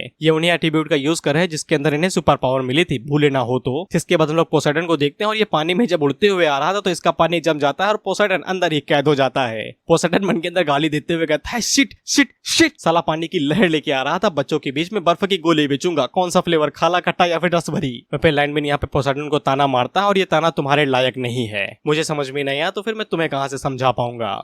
जिसके बाद हम लोग कुछ बुद्धिजीवियों को देखते हैं जो कि आगे से कहते हैं कि पहली बात ये साला ये आउटर स्पेस के अंदर आग और पानी बर्फ ला कैसे रहे, पहली बात मुझे ये बताओ। इसके बाद हम लोग मैंग को देखते हैं जो कि अपने मन के अंदर सोच रहे थे कि ये कैसी ट्रिक है और इसने पहले यहाँ पे बाल्डर और सिफू को निपटा दिया था। ये आगे से कह रहे थे कि हमें बख्श दिया, यही बड़ी बात है, कम से कम मारा नहीं। पे मैंग जब इन लोगों को मीका के अंदर ट्रांसफॉर्म होता हुआ देखती है तो वो भी ट्रांसफॉर्म होना चाहती थी। इधर हम लोग ओडिन को देखते हैं और ओडिन की वाइफ उससे कहती है कि कोई भी गॉड उसके मुकाबले का नहीं है। तो ओडिन आगे से कहता है कि मैं खुद ही जाता हूँ उसे निपटने के लिए, लेकिन ओडिन की वाइफ उसे मना कर देती है। ये कहते हुए कि तुम्हें यहाँ पे अपनी एनर्जी बचा के रखनी है हेनरी के लिए, और ऊपर से वो यहाँ पे गॉड ऑफ वॉर से ज्यादा शक्तिशाली है, लेकिन है तो वो अभी भी यहाँ पे गॉड लेवल पे ही ना, इसलिए मैं जाती हूँ उसे निपटने के लिए। मैं बस ये देखना चाहूंगी कि वो गॉड लेवल के कितने ज्यादा आगे निकल चुकी है। मैं अभी भी यही इच्छा जता रही थी कि वो भी यहाँ पे मेका के साथ ट्रांसफॉर्म होना चाहती है। उसी टाइम पे यहाँ पे कोर आता है, ऑफ कोर्स तुम भूले ना हो कोर के बारे में, जो कि मेगाजॉर्ड्स और बाकी सभी लोगों के लिए पावर सप्लायर का काम करता है। मैं उसकी तरफ देख के कहती है कौन हो तुम, तो कोर उससे कहता है कि मैं कोर हूँ भाई, तुम भूल गए कि हम लोग एक साथ खेले थे। मैं उसे नहीं पहचानती और उससे पूछती है कौन हो दादा तुम, तो कोर आगे से चिल्लाते हुए कहता है कि मैं कोर हूँ कोर, मैं उन सभी मेका का यहाँ पे पावर सप्लायर हुआ करता था और मैंने उन्हें यहाँ पे डिजाइन किया है। मैंगो से कहती है तुम्हारी बातों पे पहली बात मुझे यकीन नहीं और तुम्हारा जैसा रंग रूप है कोई भी तुम्हें भरोसा नहीं करेगा और न ही मैं कर रही हूँ। इसके बाद वो पीछे की तरफ देखते हुए कहती है कि अब उसे यहाँ पे वैसे भी मेका की जरूरत नहीं है तो वो यहाँ से जा सकता है क्योंकि उसने पहले यहाँ पे बाकी गॉड्स को हरा दिया है। तो मेका उसे बताता है कि नहीं तुम्हें मेरी जरूरत है, जरा ऊपर देखो। तो फिर जब मैंग ऊपर देखती है तो फिर तब तक वहाँ पे ओडिन की वाइफ आ चुकी थी। ओडिन की वाइफ मैंग से कहती है कि बच्ची अभी भी देर नहीं हुई, जल्दी यहाँ से वापस लौट जाओ। वहीं पे कोर मैंग से कहता है कि देखो मैं तुम्हें नाराज और डिस्क्वालीफाई यानी कि डिस्करेज तो नहीं करना चाहता, लेकिन तुम अभी भी यहाँ पे सिर्फ गॉड लेवल के अंदर एंटर हुई हो, तुम अपनी पावर के साथ यहाँ पे गॉड्स को बुली कर सकती हो, उन्हें मार काट सकती हो, लेकिन यहाँ पे ओडिन की वाइफ अलग ही लेवल पे वो तुम्हें निचोड़ देगी। सिर्फ गॉड किंग ही उसका मुकाबला कर सकता है। ऐसा भी कहा जा सकता है कि उसकी स्ट्रेंथ यहाँ पे फुल गॉड लेवल के बराबर की ही है। और अगर तुम्हारे इमॉर्टल वर्ड्स के अंदर कहा जाए तो वो इस समय मिस्टीरियस इमॉर्टल रियलम पे है। है। लेकिन मैंग अभी भी बातों के ऊपर यकीन नहीं करती। वो आगे से कहती है कि जब तक फाइट नहीं करूंगी तब तक पता कैसे चलेगा। तो कोर उसके ऊपर चिल्लाते हुए कहता है तुम्हारा दिमाग खराब है, तुम्हें पता नहीं है कि वो लोग तुमसे कितना ज्यादा ऊपर लेवल पे हैं। लेकिन मैंग इसकी बातों को इग्नोर ही करती है, जिसके बाद वो वहां पे अपनी सॉर्ड स्पिरिट को समन करती है, ये कहते हुए कि बिना कुछ करे किसी चीजों को तय किया नहीं जा सकता। जिसके बाद वो ओडिन के वाइफ के ऊपर एक पावरफुल हमला कर देती है। हम देखते हैं कि ओडिन के वाइफ बस उंगली से एक इशारा करती है और उसके इस इशारे में इतना ज्यादा पावर था कि वो सॉर्ड स्पिरिट की सॉर्ड को तोड़ देता है और मैंग पीछे जाके गिरती है।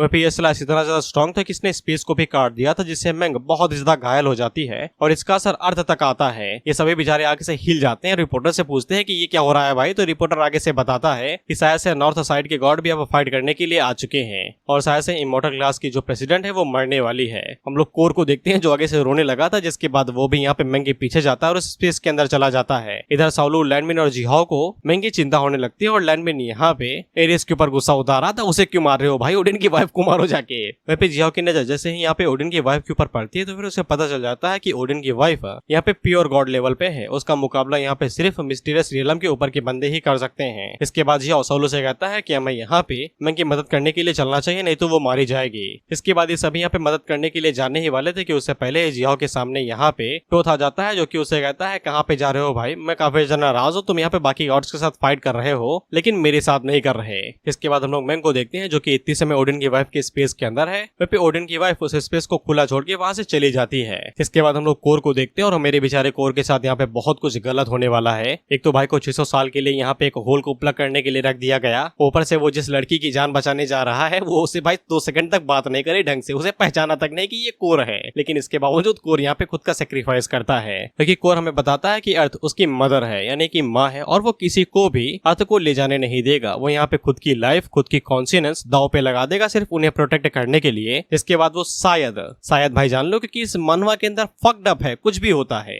इसके बाद कोर शायद अपनी लाइफ को यहाँ पे सेक्रीफाइस करता है अपनी मदर को बचाने के लिए और वो मैंग से कहता है कि मैं ये तुम्हारे लिए नहीं कर रहा। इसके बाद कोर जैसे ही यहाँ पे पिघल के मैंग के ऊपर गिरता है तो मैंग दोबारा हील हो जाती है। हम लोग ओडिन की वाइफ को देखते हैं जो अपने स्पेस को बंद करके जा ही रहे थे कि तभी अचानक से स्पेस अपने आप खुलता है और उसे जबरदस्त पावर महसूस होती है। इसके बाद मैंग वहां से जब बाहर निकलती है तो वो कोर के साथ फ्यूज हो गई थी और मुझे ये कलर कुछ पसंद नहीं है, बाकी डिजाइन बढ़िया है। फुल ब्लैक एंड व्हाइट होता वो भी साइनी इफेक्ट में तो मजेदार रहता। जैसा कि मैंने कहा मुझे नहीं पता कि कोर ने खुद को सेक्रीफाइस किया है या फिर मैंग के साथ खुद को फ्यूज किया है, लेकिन मैंग सही सलामत वापस आ जाती है और उसकी जिंदगी बच जाती है। ये सभी लोग मैंग की तरफ देखते हैं तो आगे से कहते हैं वाओ अमेजिंग। इसके बाद मैंग भी आगे से अपने मैजिक आइटम का इस्तेमाल करती है, वो ओपन करती है अपनी सॉर्ड डोमेन। मैंग की ये वाली सॉर्ड डोमेन इतनी ज्यादा पावरफुल थी कि यहाँ पे हर एक चीज टाइनी स्पेस के अंदर थी यानी पार्टिकल्स के अंदर थी। हम लोग ओडिन की वाइफ को देखते हैं जो आगे से यहाँ पे मैंग के ऊपर स्लैश मारती, वो भी उसी अंदाज में जो उसने पहले वाला मारा था, लेकिन मैंग अब इस बार शक्तिशाली हो चुकी थी कोर की वजह से। भाई मैं तेरा सेक्रीफाइस कभी भी नहीं भूलेगा और वो इजीली यहाँ पे ओडिन की वाइफ के अटैक को ब्लॉक कर लेती है।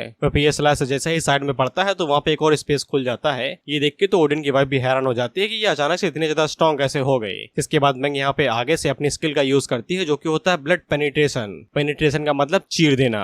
और मैंग ने जब ये वाली स्किल यूज की थी तब उसने यहाँ पे ओडिन की वाइफ के अंदर जो भी ब्लड सेल्स थे उन सभी को चीर दिया था, इसीलिए ओडिन की वाइफ को काफी ज्यादा दर्द होता है। ओडिन भी आगे से हैरान होकर कहता है कि ये क्या चीज है भाई, ये इम्पॉसिबल है, ऐसा नहीं होता यहाँ पे। इसके बाद हम लोग ओडिन की वाइफ को देखते हैं, ये अभी भी हैरान नहीं थी कि ऐसा कैसे हो सकता है, लेकिन हम लोग मैंग को देखते हैं जिसे बड़ा मजा आ रहा था कोर के साथ फ्यूज होने के बाद में। वो आगे से कहती है कि अच्छा ये फीलिंग होती है कि इमॉर्टल लेवल की जब तुम भले ही यहाँ पे इनकार्नेशन स्टेज पे ही क्यों ना हो। जिया आगे से पूछता है कि एक इंसान जो कि यहाँ पे प्रिमोर्डियल इन्फेंट स्टेज पे है क्या मेका के अंदर फ्यूज होने के बाद में उसका लेवल बढ़ सकता है। तो कोर मेगाजॉर्ड आगे से बताता है कि कोर अपने आप में ही एक कॉन्शियस है, इसीलिए वो काफी आसानी के साथ किसी के साथ भी सिंक्रनाइज हो सकता है यानी कि जुड़ सकता है। फिर इसके बाद हम लोग ओडिन की वाइफ को देखते हैं जो खुद को आजाद कर लेती है और अब ये सीरियस हो चुकी थी। इसके बाद आगे से ये जीरो बॉन्ड फ्लक्चुएशन डोमेन को रिलीज करती है। वो आगे से कहती है कि अब मैं बिल्कुल भी पीछे नहीं हटने वाली। ओडिन की वाइफ जैसे ही यहाँ पे वो इस वाली फॉर्मेशन यानी कि डोमेन को ओपन करती है तो फिर पूरी जमीन यहाँ पे यानी कि पूरा स्पेस यहाँ पे हिलने लगता है। हम लोग यान की फॉर्मेशन को देखते हैं और ये भी पूरी तरीके से हिलने लगी थी। हम लोग मैंग को देखते हैं जो आगे से अपनी शॉर्ट्स को बाहर निकाल लेती है। ये कहते हुए कि मैं यहाँ पे ओडिन की वाइफ को ये सब कुछ करने नहीं दे सकती। हमें पता चलता है कल्टिवेटर जो कि यहाँ पे इनकार्नेशन स्टेज पे वो काफी आसानी के साथ ही आधे से ज्यादा यूनिवर्स को डिस्ट्रॉय कर सकता है अगर वो चाहे। हालांकि ओडिन की वाइफ आगे से कह रहे थे कि ये मेरा स्पेस है, मेरी डोमेन है और वो खुला यहाँ पे मैंग को चैलेंज करती है कि जो वेपन यूज करना है कर लो। इसके बाद वो अपने हाथ को आगे बढ़ाती है और यहाँ पे मैंग को पकड़ने की कोशिश करती है। शुरुआत में तो मैंग को यहाँ पे काफी ज्यादा दिक्कत हो रही थी और वो सप्रेस होते जा रहे थे, लेकिन जैसे ही वो यहाँ पे अपनी शॉर्ट्स का इस्तेमाल करती है और वो ओडिन की वाइफ के हाथ के ऊपर लगातार स्लैशेस मार मार के उसे बुरी बुरी तरीके से घायल कर देती है। मैंग यहीं पे ही नहीं रुकती और वो डोमेन को भी डिस्ट्रॉय करना चाहती थी, लेकिन उसी टाइम पे ओडिन की वाइफ अपने हाथ को आगे बढ़ाती है और उसे एक मच्छर की तरह पकड़ लेती है। लेकिन मैंग अपनी स्पीड का फायदा उठाते हुए जल्दी से वहां से भाग जाती है। तो फिर ओडिन की वाइफ को यहाँ पे कुछ और ट्राई करना पड़ता है। इसके बाद ओडिन की वाइफ यहाँ पे सबसे पहले बहुत ज्यादा एनर्जी को इस्तेमाल करती है, इकट्ठा करती है। इसके बाद वो मैंग की तरफ एकदम शॉट की तरह उसे रिलीज करती है। ये वाली एनर्जी कुछ ज्यादा ही स्ट्रॉन्ग थी। ये मैंग की शॉट को तोड़ते हुए लगातार आगे बढ़ती रहती है। साइड से पोलो उसे डॉज करते हुए कहता है कि हमने वादा किया था कि हम लोग इस यूनिवर्स को डिस्ट्रॉय नहीं करेंगे, तुम तो इसे टुकड़ों में काटने वाले हो।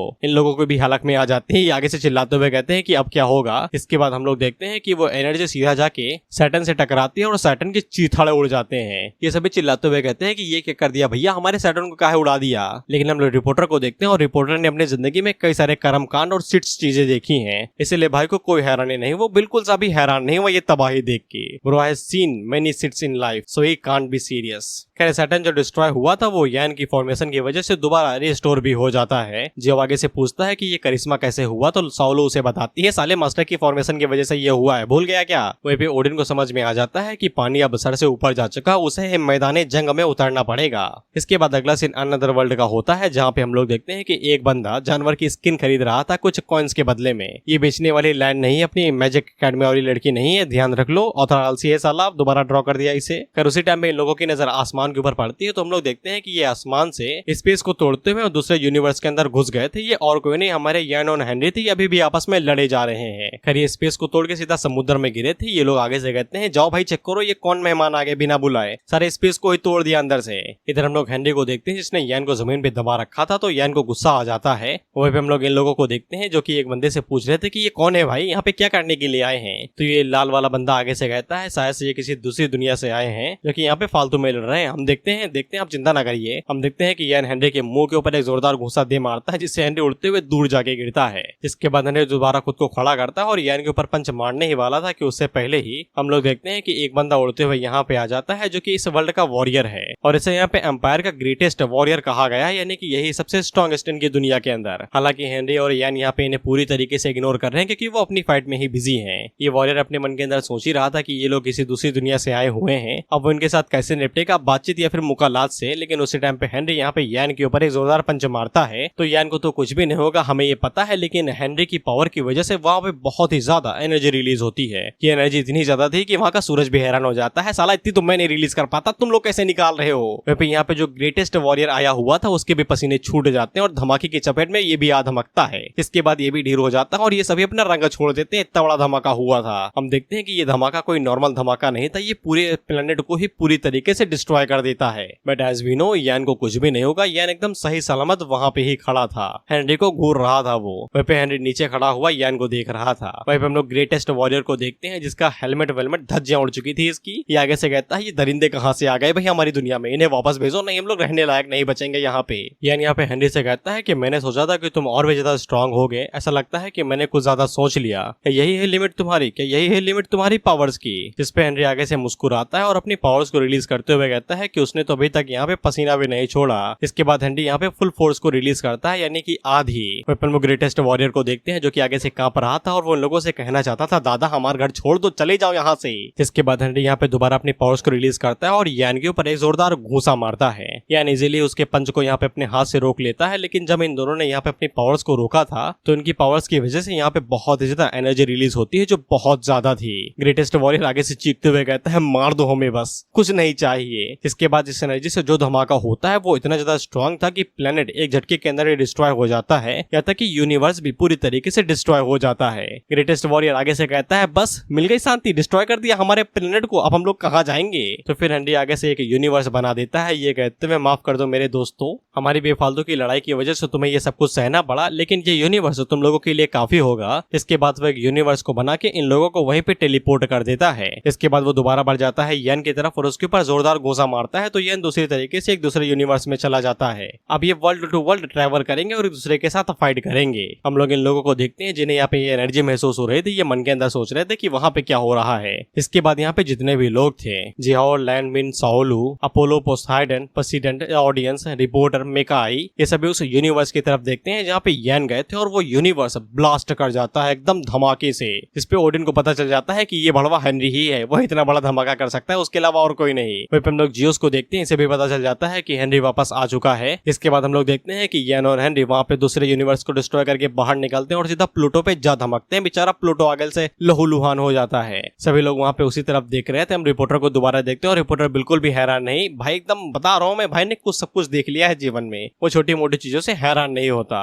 अब जैसा कि तुम्हें पता है कि यान ने फॉर्मेशन बना दी थी, तो यानी कि अपनी गैलेक्सी के अंदर जितने भी प्लेनेट डिस्ट्रॉय कर दे वो दोबारा रिकवर हो जाएंगे, तो प्लूटो भी दोबारा रिकवर हो जाता है। लेकिन हम लोग यान को देखते हैं और हम लोग पहली बार यान को बुरे हालातों में देखते हैं। यान के यहाँ पे सिर्फ कपड़े ही फटे थे, बाकी उसे चोट तो इतनी गहरी नहीं आई थी। मैं इसे खरोच भी नहीं कहूंगा क्योंकि ब्रो इज अनस्क्रैच्ड।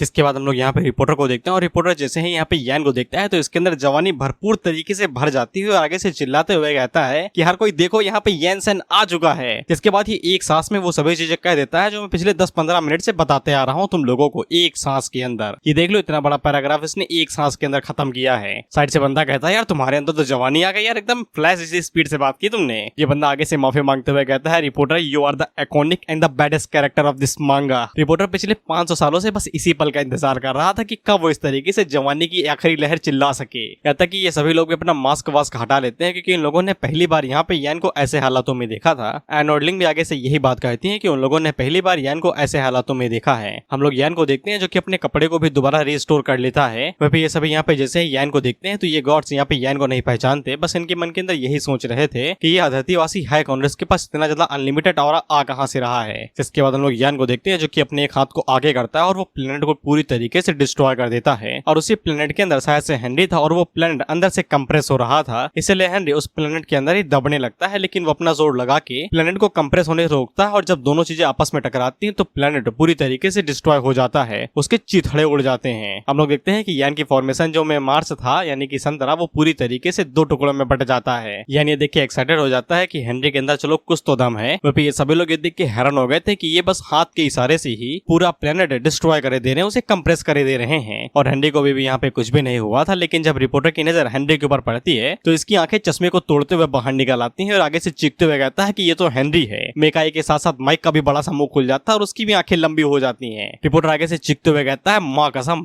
मेरी ऑडियंस में तुमसे पहली बार कहना चाहूंगा कितने लाखों सालों के बाद हम लोगों की मुलाकात हमारे एंसेस्टर हेनरी से हो चुकी है और इसे ने हमें पावर्स तोहफे के तौर में दी थी। जब ये मुद्दा था तो हमारे लिए झंडा बनता था और जब हकता था तो फिर पहाड़। लेकिन ये भी हैरानी की बात नहीं है, हैरानी की बात ये है कि यहाँ पे हेनरी सीधा हैंड टू हैंड कॉम्बैट यान के साथ भिड़ गया है जो कि किसी मौत से टक्कर लेने से कम नहीं है। अब दोनों में से पता नहीं कौन सबसे ज्यादा स्ट्रांग होगा। और ये वाली लाइन भी एकदम ये फ्लैश की स्पीड से बोल रहा था। वहीं पे एक बंदा रिपोर्टर से पूछता है कि तुम्हें हेनरी के बारे में कैसे पता है, तो फिर रिपोर्टर आगे से धीरे होकर बताता है कि मैंने ये किताब में पढ़ा था, एक जर्नलिस्ट बनने के लिए हमें यहाँ पे बुक्स पढ़ना आना ही चाहिए और गाइडलाइन के अंदर एकदम सख्त रूल है, इसके बिना हम लोग कुछ भी नहीं कर सकते। इधर हेनरी यहाँ पे यान से कहता है कि यार अब मैं बूढ़ा हो चुका हूँ, मैं बिल्कुल भी पहले की तरह नहीं हूँ, जवान एकदम इम्पल्सिव जो एकदम हड़कड़े में कुछ भी कर दे। जब मैं जवान हुआ करता तो फिर मुझे यकीन है कि मेरा एक हल्का सा भी पंच तुम्हें नॉकआउट कर देता, तुम्हें नहीं तो कम से कम 4-5 वर्ल्ड को तो डिस्ट्रॉय ही कर देता। यान उससे कहता है कि अब आगे क्या करोगे भाई, इसी बुढ़ापे में लड़ाई करोगे क्या? तो हेनरी आगे से कहता है कि बिल्कुल भी नहीं, दोबारा टॉप पे जाऊंगा। जिसके बाद अपनी एबिलिटी का इस्तेमाल करता है। वहीं हेनरी की पावर इतनी ज्यादा थी कि पूरी गैलेक्सी आगे से हिलने लगती है। जी हाँ, आगे से कहता है कि ये पूरी स्पेस क्लब्स तो नहीं कर जाएगी ना।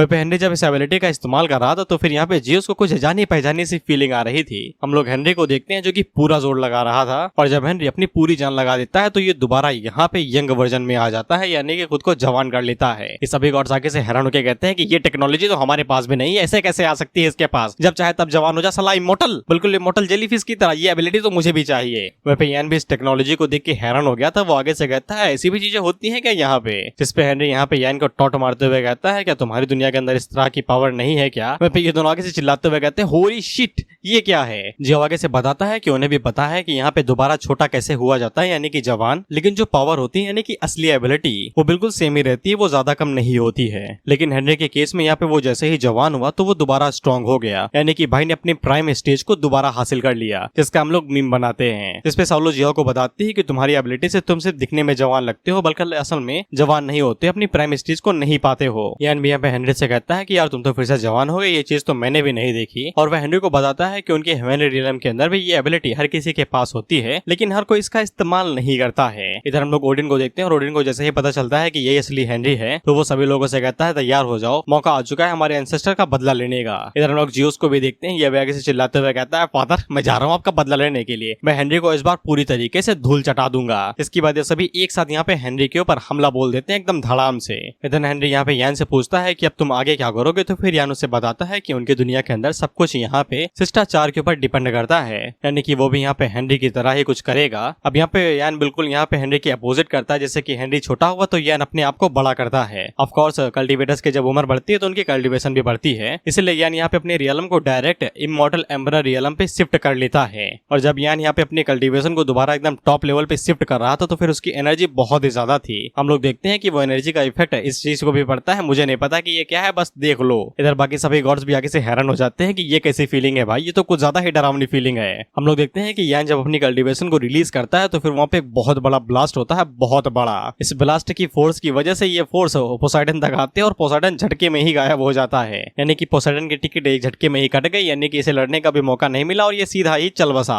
इधर पे ये तीनों डिसाइपल भी आगे से हैरान हो जाते हैं कि ये क्या चीज है। जिसके बाद हम लोग यान को देखते हैं, जिसके बाद यान यहाँ पे जब अपनी कल्टीवेशन को फुल पावर में रिलीज करता है तो फिर इसके सारे बाल ही सफेद हो जाते हैं। अगला सीन अर्थ का होता है। अर्थ पे जो भी लोग थे बेचारे वो सभी फोर्स की वजह से ही बेहोश हो जाते हैं और उन्हें चक्कर आने लगते हैं। जिया और लैंडमिन भी इस ऑरा को सह नहीं पा रहे थे, वो भी अपनी आंखें बंद कर लेते हैं। वहीं पे जियोस और ओडिन के कान बड़े हो जाते हैं, ये बिल्कुल भी इस आवाज को सह नहीं पा रहे थे। इससे तो हेनरी भी एक सेकंड के लिए घबरा जाता है, वो आगे से कहता है यान दादा आप ही होना, ये कोई और तो नहीं बुला लिया आपने। जिसके बाद हम लोग यान को देखते हैं और इसने अपनी इन्वेंट्री से इमॉर्टल एम्बरर की कॉस्ट्यूम बाहर निकाल ली थी। अब मैं क्या ही डिस्क्राइब करूं यार, सब कुछ तो मैंने तुम्हें बता ही दिया, अब मैं यहाँ पे क्या बताऊं। This is the true face of immortal emperor. हम लोग जियाओ को देखते हैं जिसकी प्रेशर की वजह से हालत खराब हो गई थी। अब जाके जियाओ को पता चलता है कि यान ने अभी तक अपने प्रेजेंस को पूरी तरीके से कंसील्ड किया हुआ था, नहीं तो वो लोग यान के ऑरा की वजह से ही दब के मारे जाते। सालो जियाओ से कहती है कि तुम्हें उनकी तरफ नहीं देखना चाहिए, वो हमसे एकदम डिफरेंट लेवल पे हैं, हमारा उनकी तरफ देखना भी मौत को दावत देने जैसा होगा। मौत से याद आया, हम लोगों ने अभी तक मौत के देवता यानी कि हेडिस को नहीं देखा। इसके बाद हम लोग हेडिस को देखते हैं जो कि हेल में अभी भी यहाँ पे अपनी नौकरी कर रहा था और उसकी मुलाकात यहाँ पे पोसाइडन, टोथ और अपोलो से होती है। वो उन लोगों से पूछता है यार तुम लोग बड़ी जल्दी आ गए यार, मुझे तो लगा तुम लोगों को और ज्यादा टाइम लगेगा। पोसाइडन आगे से कहता है कि हम लोग बस यहाँ से 10 मीटर दूर ताजी हवा लेने के लिए गए थे, तुम जाके ट्राई क्यों नहीं करते। हेडिस आगे से कहता है माफ कर दो भाई, मुझे नहीं जाना, पहले ही मर चुका हूँ, दोबारा मानूंगा तो पेनल्टी लग जाएगी, 200 रुपए देने पड़ेंगे अपने घर में घुसने के लिए। इसके बाद अगला सीन अर्थ का होता है। हम लोग रिपोर्टर और उसके चेले के साथ साथ ऑथर को भी देखते हैं, ये भी बेचारा बेहोश हो गया यान की प्रेशर की वजह से। मैं आगे से कहती है अच्छा ये लोग साला अर्थ पे यहाँ से कोसों मील दूर है, नहीं तो ये भी सपेट में आ जाते। इसके बाद हम लोग ओडिन की वाइफ को देखते हैं जो कि ओडिन को कॉल लगा के बताती है हनी यहाँ पीछे जो कुछ ज्यादा ही खतरनाक होती जा रही है, हम लोगों को कट लेना चाहिए। लेकिन ओडिन को बदला लेना था इसलिए वो फोन को रख देता है। इधर हम लोग हेनरी को देखते हैं जो कि यान से कहता है उसे लगा था कि इस दुनिया के अंदर कोई तो होगा जो कि उसे बीट सकता, जो कि उसे हरा सकता है, लेकिन आज तक उसकी मुलाकात कभी भी नहीं हुई। और हेनरी को आज जाके पता चला कि वो आज तक जितने भी लोगों से मिला है उनमें से यान सबसे ज्यादा स्ट्रॉन्गेस्ट है। यान उससे कहता है तो फिर तुम कोशिश क्यों नहीं करते मुझे हराने की। हेनरी आगे से कहता है ऑफ कोर्स करूंगा। जिसके बाद हम लोग ओडिन को देखते हैं साथ ही में जियोस को भी, और ये दोनों एक साथ चिल्लाते हुए कहते हैं कि हम आ रहे हैं अपने माँ बाप का बदला लेने के लिए, चाहे कुछ भी हो जाए आज मैं तुम्हें नर्क में भेज के ही रहूंगा। इससे इन तीनों की फट जाती है। आगे से चिल्लाते हुए कहते हैं कि दो गॉड यहाँ पे आ रहे हैं लोगों की लड़ाई में बाधा डालने के लिए। हम देखते हैं कि जितनी स्पीड से यहाँ पे हमला करने के लिए आगे बढ़े थे उतनी ही स्पीड से यहाँ पे हेनरी इनकी तरफ देखता है और उनसे कहता है कि कचड़े को कचड़े पे ही रहना चाहिए। इसके बाद वो सिर्फ अपनी उंगली से इन लोगों की तरफ इशारा करता है और हेनरी की पावर इतनी ज्यादा थी कि वो पलक झपकते ही जियोस को हेल में भेज देता है। और जियोस आगे से कहता है कि पिछले हजारों एपिसोड से मुझे एक ही जगह पे बैठा के रखा है सिर्फ मेरे साथ ये करने के लिए, और कुछ तो शर्म करो, मक्खी मच्छर थोड़ी हो कि सिर्फ एक उंगली से मिटा दो, कि कुछ तो शर्म करो, साला गॉड हूँ, गॉड ऑफ किंग हूँ मैं। साला क्रेटोस को भी यहाँ पे 10 से 15 घंटे लगे थे मुझे मारने के लिए, तुमने 2 सेकंड के अंदर मार लिया, कुछ तो शर्म करो ऑथर यार। फिर इसके बाद हम लोग हेनरी को देखते हैं जो कि यहाँ पे दोबारा यान के ऊपर पंच मारने की कोशिश करता है, लेकिन यान का जो इस बार वाला प्रोटेक्शन था वो पहले वाले से 1000 गुना ज्यादा स्ट्रॉन्ग था, इसलिए इस बार हेनरी यहाँ पे यान तक पहुंच तक नहीं पा रहा था। वे यान हेनरी से कहता है कि मेरा एक सवाल है भाई, क्या तुम्हें दर्द होता है। इसके बाद यान सिर्फ हेनरी की तरफ देखता है और हेनरी के ऊपर इतना ज्यादा प्रेशर पड़ता है कि उसका एक हाथ ही बुरी तरीके से घायल हो जाता है। लेकिन हेनरी को इससे भी दर्द नहीं हो रहा था बल्कि उसे मजा आ रहा था क्योंकि भाई को पहली बार चोट महसूस हुई है। यान उससे कहता है अच्छा तुम्हें मजा आ रहा है तो फिर मैं तुम्हें और ज्यादा मजा देता हूँ। इसके बाद यान यहाँ पर अपनी पावर को रिलीज करता है और ये पावर पूरे एरिया और पूरी गैलेक्सी के अंदर फैल जाती है, सिर्फ अर्थ को छोड़ के, एक हद तक सभी लिविंग बींग्स को भी सिर्फ हेनरी को छोड़ के, क्योंकि जैसा गोला हम लोग यहाँ पे अर्थ के ऊपर देखते हैं वैसा ही गोला हम लोग यहाँ पे दूसरी एलियन स्पीसीज और यान की डिसाइपल्स के ऊपर ही देखते हैं, बस हेनरी के ऊपर नहीं देखते कि हेनरी के जो लगने वाले हैं और वो जो पकेगा यानी कि कुक्ड, उसका कोई भी मापन नहीं है। जिसके बाद हम लोग यान को देखते हैं और जैसे हमारे दादाजी यहाँ पे खैनी रगड़ते हैं अपने हाथों से, यान वैसे ही अपने हाथ रगड़ रहा था और दादाजी हमारे जैसे यहाँ पे तंबाकू को रगड़ एकदम मस्त एकदम मुलायम करते हैं, यान वैसे ही यहाँ पे पूरी गैलेक्सी को रगड़ रहा था, क्योंकि अगले ही सीन में हम लोग सैटर्न को देखते हैं और यान जैसे जैसे अपने हाथों की मूवमेंट कर रहा था वैसे वैसे यहाँ पे सैटर्न का डिजाइन बदलते जा रहा था। Bro is crushing space with bare hands, भाई सिर्फ अपने खाली हाथों से यहाँ पे स्पेस को रगड़े दे रहा है जैसे कि वो कोई तीली हो। माय डियर यान दादा, वो कोई रुई का टुकड़ा नहीं है, वो एक प्लेनेट है, प्लेनेट वो भी सैटर्न, अर्थ से 12 गुना बड़ा, और उसकी चौड़ाई और लंबाई कम से कम यहाँ पे 1,20,000 किलोमीटर से ज्यादा होगी। वहाँ पे इन दिनों की चीख निकल जाती है क्योंकि इन लोगों ने यहाँ पे सैटर्न के साथ साथ बाकी प्लेनेट्स को भी रुई की तरह मुड़ते घुमड़ते देखा था। हम लोग हेनरी को देखते हैं और इसकी फटकेचार हो रही थी, यहाँ पे पिस रहा था पूरी तरीके से, जैसे खैनी नहीं पिसती है बिल्कुल उस तरीके के। बेचारा हेनरी यहाँ पे बहुत बुरी तरीके से फंस गया, अब इसके बहुत बुरी तरीके से लगेंगे। जैसा कि हमें पता है कि यान यहाँ पे अर्थ को प्रोटेक्ट कर रहा है, इसलिए अर्थ के ऊपर कुछ भी नहीं हो रहा था, तो फिर यहाँ पे लोग दोबारा उठ जाते हैं यान के प्रेशर खत्म होने के बाद में। लेकिन जब ये अपने सूरज और आसमान को देखते हैं तो वो यहाँ पे खैनी की तरह मुड़ते जा रहा था। ये आगे से कहते हैं कि यहाँ पे ये डिस्टॉर्टेड इफेक्ट किसने मारा भाई, एडिटर को बोलो ठीक करे ये। रिपोर्टर जब आगे से देखता है तो वो भी चीख उठता है क्योंकि उसने बहुत सारी सीट्स देखी हैं यानी कि गंदी चीजें, लेकिन ये वाली अलग ही लेवल पे थी इसलिए उसकी भी चीख निकल जाती है। जिसके बाद हम लोग सूरज दादा को देखते हैं और सूरज दादा भी यहाँ पे पूरी तरीके से आम की तरह चूसे जा रहे थे। वहीं पे सालू जिहो से कहती कि खुद को फ्रीज कर लो और यहाँ से हिलना नहीं तो तुम यहाँ पे गांठ की तरह बंध जाओगे। वहीं पे सालू आगे से कहती है कि यही वो पावर है क्या जो सिर्फ चुटकी बजा के ही आधे से ज्यादा इमोर्टल रियलम को डिस्ट्रॉय कर दे।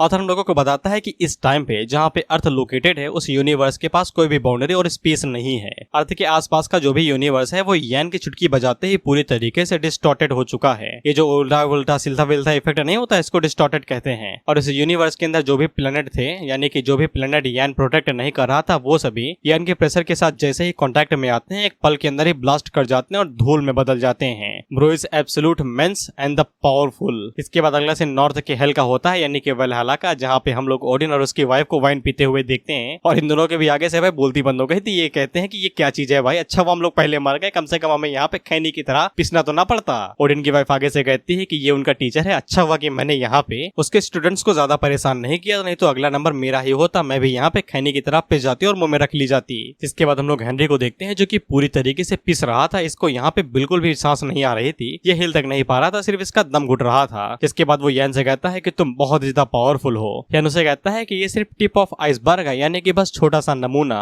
अब यहाँ पे बहुत कुछ बाकी है जो तुम देखना चाहोगे। हेनरी आगे से हैरान होते हुए कहता है कि अब क्या दिखाओगे दादा। इसके बाद यहाँ से सब कुछ जूम आउट होता है, हम लोग यूनिवर्स से बाहर गैलेक्सी में आते हैं, गैलेक्सी से मिल्की वे में और मिल्की वे से एकदम डायरेक्ट बाहर यानी एकदम बाहर। फिर ये सभी लोग इस पूरी चीज को देख रहे थे क्योंकि ये प्रोटेक्टेड थे अपने अपने रियलम के अंदर। इसके बाद हम लोग यान को देखते हैं जो कि अपने हाथों की मूवमेंट रोकता है और अपने हाथों को पलट देता है। अब देखो यहाँ पे तुम्हें थोड़ी सी बुद्धि लगी क्योंकि मैं यहाँ पे पूरी इमेज नहीं दिखा सकता, ये जो पूरी तस्वीर तुम्हारी आंखों के सामने आ रही है इसे एक तरीके से किताब समझो, एकदम फ्लैट फ्लैट। अब इस किताब को अपने हाथों से उठाकर थोड़ा सा टेढ़ा कर दो तो फिर तुम्हें किताब ऐसे दिखती है ना, तो यान ने पूरे यूनिवर्स को ऐसे ही एकदम पलट दिया है, पूरे की पूरे यूनिवर्स को, जस्ट लाइक पेपर शीट। ये तीनों आगे से चिल्लाते हुए कहते हैं कि बस हमें अब कुछ भी नहीं देखना, इतना काफी है हमारे जीवन जीने के लिए, इतना तो हम अपने पड़पोतों को भी बताएंगे तो वो भी यकीन नहीं करेंगे कि दादा इतना न फेंको यार, भूतों के साथ मिठाई बांटना और बीड़ी पीना ये बात चलती है लेकिन ये कुछ ज्यादा हो रहा है। इसके बाद हम लोग अर्थ को देखते हैं क्योंकि यहाँ पे पूरी तरीके से ग्रेविटेशनल फोर्स मिट गई थी, इसलिए यहाँ पे सभी चीजें आसमान में उड़ने लगती है। ये लोग रिपोर्टर से पूछते हैं दादा यहाँ पे क्या हो रहा है, तुम्हें तो पता होगा ना। रिपोर्टर आगे से कहता है मुझे घंटा नहीं पता, मैं भी यहाँ पे हैरान हूँ। इसके बाद हम लोग मैंग को देखते हैं जो कि इस पूरे स्पेस को एक पेपर सीट की तरह देख रही थी। वो आगे से कहती है कि उन्होंने कभी सोचा भी नहीं था कि यहाँ पे इतनी ज्यादा पावर यान के पास होगी कि वो यहाँ पे एक पूरे यूनिवर्स को एक 3 डायमेंशन क्रीचर के अंदर चेंज कर देगा जहाँ पे कॉन्शियस भी नहीं है। इसके बाद वो सुपर मेका और एंसेंट मेका से कहती है कि मैंने तुम लोगों को ये टेक्निक इस्तेमाल करते हुए देखा है ना। तुम्हें नंबर 3 याद होगा जब उसने यहाँ पे अपनी स्पेस ट्रिक का इस्तेमाल एनवर्डलिंग के ऊपर किया था उन्हें स्पेस के अंदर कैद करने के लिए। मैं उसी सवाल का जवाब पूछ रही है। इस पे ये तीनों आगे से चिल्लाते हुए कहते हैं कि हम ऐसे ट्रिक का इस्तेमाल नहीं करते, बस हम एक प्रोग्राम की मदद से एक छोटे से हिस्से को मॉडिफाई करके उसे स्पेस के अंदर बदल देते हैं। वो ऐसा एक रूम जितना बड़ा हो सकता है और ज्यादा पावर हो तो फिर एक सिटी जितना, उससे ज्यादा हम लोग नहीं कर सकते। इस पे मेगाजॉर्ड यहाँ पे मैंग से कहता है लेकिन तुम्हारा मास्टर यहाँ पे एक पूरे यूनिवर्स को अपने हाथों के हिसाब से ऐसे पलट रहा है जैसे कि वो पंखे से हवा कर रहा हो।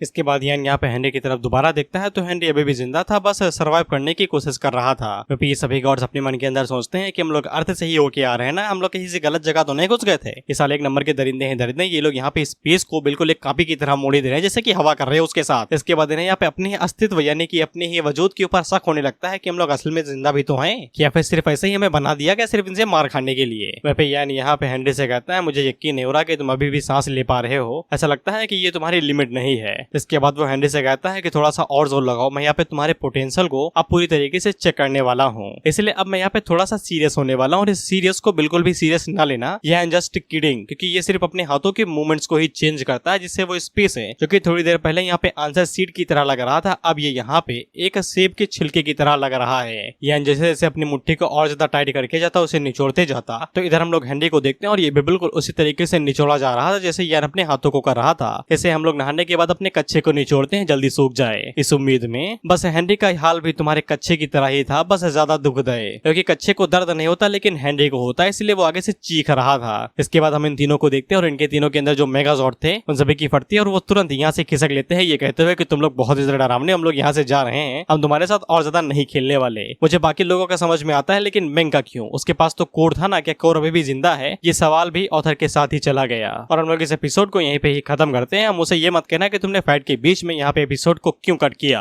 मेरी मर्जी, लेकिन मुझे लगता है कि इसे चालू रहने देना चाहिए, तुम्हें सेटिस्फाई कर देना चाहिए। इसलिए हम लोग हेनरी को देखते हैं जो कि हार नहीं मानता और ये दोबारा रजिस्टर करने की कोशिश करने लगता है। यान उसे कहता है, इतना काहे जोर लगा रहे हो दादा, हार मान लो, अभी भी मुझसे फाइट करना चाहते हो क्या? वह पे ये सभी लोग हैरान हो जाते हैं ये देख के कि ये भड़वा अभी तक जिंदा है, निचोड़ गया है कच्ची की तरह, लेकिन इसके बावजूद ये हार नहीं मान रहा। इसके बाद हम लोग हेनरी को देखते हैं जो कि इस स्पेस को चीर के बाहर निकाल आता है जिसके अंदर यान यहाँ पे हेनरी को कैद किए हुए था। सभी लोग ये देख के हैरान हो जाते हैं कि मजाक ना करो यार, तुम ऐसे स्पेस को थोड़ी ना ट्विस्ट करके बाहर निकल के आ सकते हो, या तो तुम्हारी बॉडी यहाँ पे एकदम लोहे की बनी हो या फिर तुम्हारी बॉडी यहाँ पे यूनिवर्स से ज्यादा स्ट्रॉन्ग हो तो भी तुम इस तरीके से बाहर आ सकते हो। But we know Henry just build different, इसीलिए वो यूनिवर्स को चीरते हुए बाहर आ जाता है। जिसके बाद यहाँ पे जैसे ही बाहर आता है तो यान के हाथों में जो यूनिवर्स था वो पूरी तरीके से जल के राख हो जाता है। What the fuck author is doing. इसके बाद यहाँ पे यान को पता चल जाता है कि हेनरी के साथ जो गड़बड़ है वो उसकी बॉडी में है, यानी कि उसकी बॉडी यहाँ पे एक अलग तरीके से बनी हुई है। इसके बाद हेनरी यहाँ पे कुछ सीरियस बातें करता है, तुम समझने की कोशिश करो और मुझे भी समझा देना, क्योंकि मैं तो समझ चुका हूँ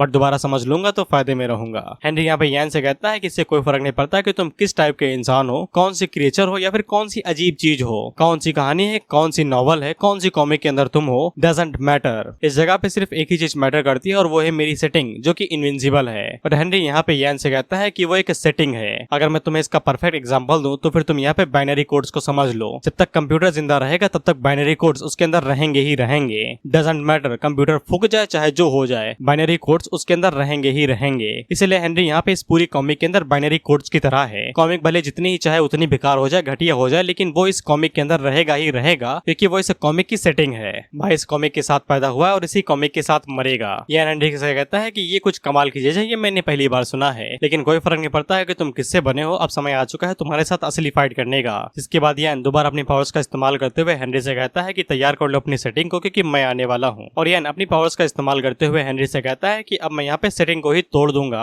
वहीं पे हेनरी यहाँ पे दोबारा यान के ऊपर पंच मारने की कोशिश करता है, लेकिन यान पलक झपकते ही वहां से गायब हो जाता है। और ये दोनों यहाँ पे फुल स्पीड के साथ लड़ रहे थे, बिल्कुल लकीरें खींचते रहे थे स्पेस के अंदर, खाली स्पेस के अंदर। इसी बीच हम लोग येलो लाइन को देखते हैं जो कि हमारा यान है, और वो सड़क से एक स्पेस को तोड़ते हुए हेनरी के बगल में बाहर निकलता है और उसके मुंह के ऊपर एक जोरदार घोसा मारता है और वो दोबारा एक स्पेस के अंदर घुस जाता है। हेनरी आगे से कहता है कि ये चीज बिल्कुल भी सेंस नहीं बनाती, यहाँ पे स्पेस नहीं है, तुम कैसे स्पेस के जरिए ट्रेवल कर सकते हो। लेकिन यान was I don't care about your opinions. और यान दोबारा हैरान हो गया था कि इतना जोरदार घोसा मारने के बावजूद भी हेनरी को यहाँ पे कुछ भी नहीं हुआ। इससे यान को समझ में आ जाता है कि हेनरी के अंदर जो पावर है वो लगातार बढ़ती जा रही है। हेनरी की जो सेटिंग या बॉडी है वो यहाँ पे यान को हराना ही चाहती है, इसलिए वो लगातार इवॉल्व करती रहेगी। जिससे यान यहाँ पे हेनरी की पावर्स को डिकोड कर लेता है और वो हेनरी को बताता है कि तुम्हारी सेटिंग का मतलब इनफिनाइट पावर है, जो कि तुम्हें ये पावर देती है कि तुम अपने अपोनेंट को कभी भी ओवरटेक कर सकते हो, कभी हार नहीं मानोगे अपने अपोनेंट के खिलाफ, जो एक तरीके से बहुत ज्यादा परेशानीदायक समस्या हो सकती है मेरे लिए, क्योंकि तुम वो पहली चीज हो जिसको मैं मार नहीं सकता।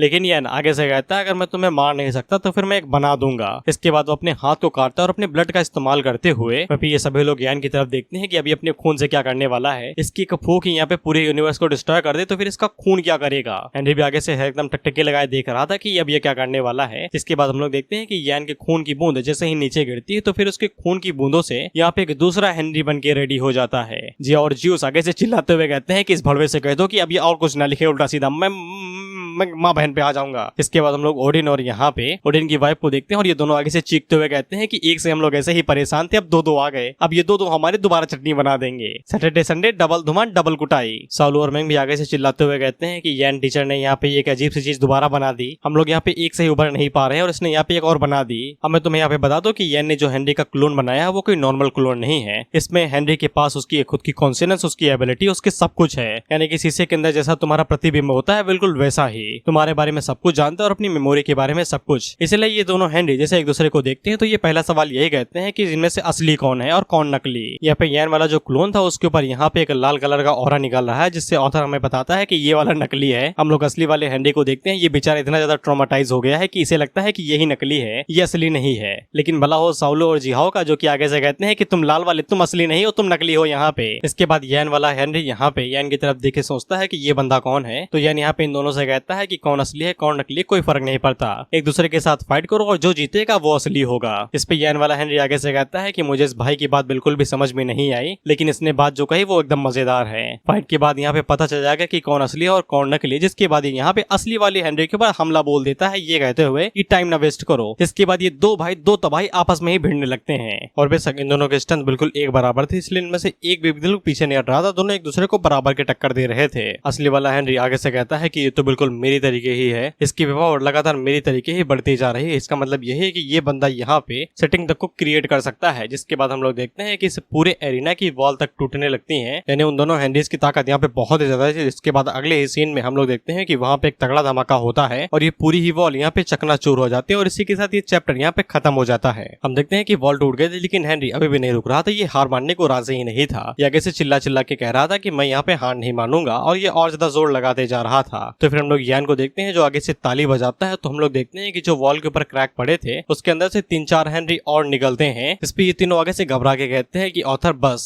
हमें समझ में आ गया है कि यान यहाँ पे स्ट्रॉन्गेस्ट है और वो अभी तक सीरियस भी नहीं हुआ है, लेकिन इसके बावजूद वो हेनरी के पसीने छुड़ा दे रहा है उसको उससे ही लड़ा के। मैं आगे से कहती है कि अब उन लोगों को यहाँ पे और ज्यादा देखने की जरूरत नहीं है, उन्हें पहले ही पता चल चुका है कि विनर कौन है। अगले सीन में हम लोग देखते हैं कि यान यहीं पे नहीं रुका था, उसने यहाँ पे हेनरी के अनगिनत वर्जन निकाल दिए थे, छोटा मोटा खोटा फोटा नोथा घोथा, और ये सभी यहाँ पे तेजी के साथ आगे बढ़ते और असली वाली हेनरी के ऊपर धड़ाधड़ हमले करने लगते हैं। असली वाला हेनरी अभी भी हार नहीं मानता, ये अभी भी टिका हुआ है, हार मानने को राजी नहीं, लेकिन इस लड़ाई के चक्कर यहाँ पे मैंग और बाकी लोगों को दिक्कत होने लगती है, उनके सर में दर्द होने लगता है। इसलिए यान सबसे पहले इन लोगों को इस स्पेस से बाहर निकालता और उनसे कहता है कि तुम लोग आराम करो। जिसके बाद यान इस वाले यूनिवर्स को जहाँ पे वो हेनरी के साथ लड़ाई कर रहा था इसे पूरी तरीके से सील कर देता है। हम इन सभी डिसेबल्स को देखते हैं जो कि दोबारा अर्थ पे आ जाते हैं और अर्थ की जो भी यूनिवर्स थे उसे यान दोबारा रिकवर कर देता है और सब कुछ नॉर्मल हो जाता है। इसके बाद हम लोग यान को हेनरी के साथ देखते हैं जहाँ पे यान हेनरी को चाय पिला रहा था। ये कहते हुए कि इसे चाय कहते हैं, ये तुम्हारी दुनिया के अंदर अवेलेबल नहीं होगी। हेनरी उस चाय को पीता है तो आगे से वो उसे बहुत ज्यादा अच्छी लगती है, वो कहता है कि एक और कप मिलेगी क्या। यान इससे भी वही कहता है जो उसने लैन से कहा था, भिखारी हो क्या यार, चाय इतनी ज्यादा महंगी है, तुम्हें नहीं पता ये कैसे उगाई जाती है, हजारों सालों लग जाते हैं इसकी पत्तियां बनने में, तुम्हें ये फ्री में चाहिए, जाओ जाके मेहनत करो। अब यहाँ पे इन दोनों की बात जरा गौर से सुनना। हेनरी यहाँ पे यान से कहता है कि तुम काफी ज्यादा पावरफुल हो, तुम यहाँ तक कि एक क्रिएशन भी कर सकते हो, एक लाइफ को बना सकते हो, लेकिन इसके बावजूद तुम इतना ज्यादा शांत क्यों रहते हो। यान आगे से कहता है उसे पता है कि वो पावरफुल है, लेकिन इसके बावजूद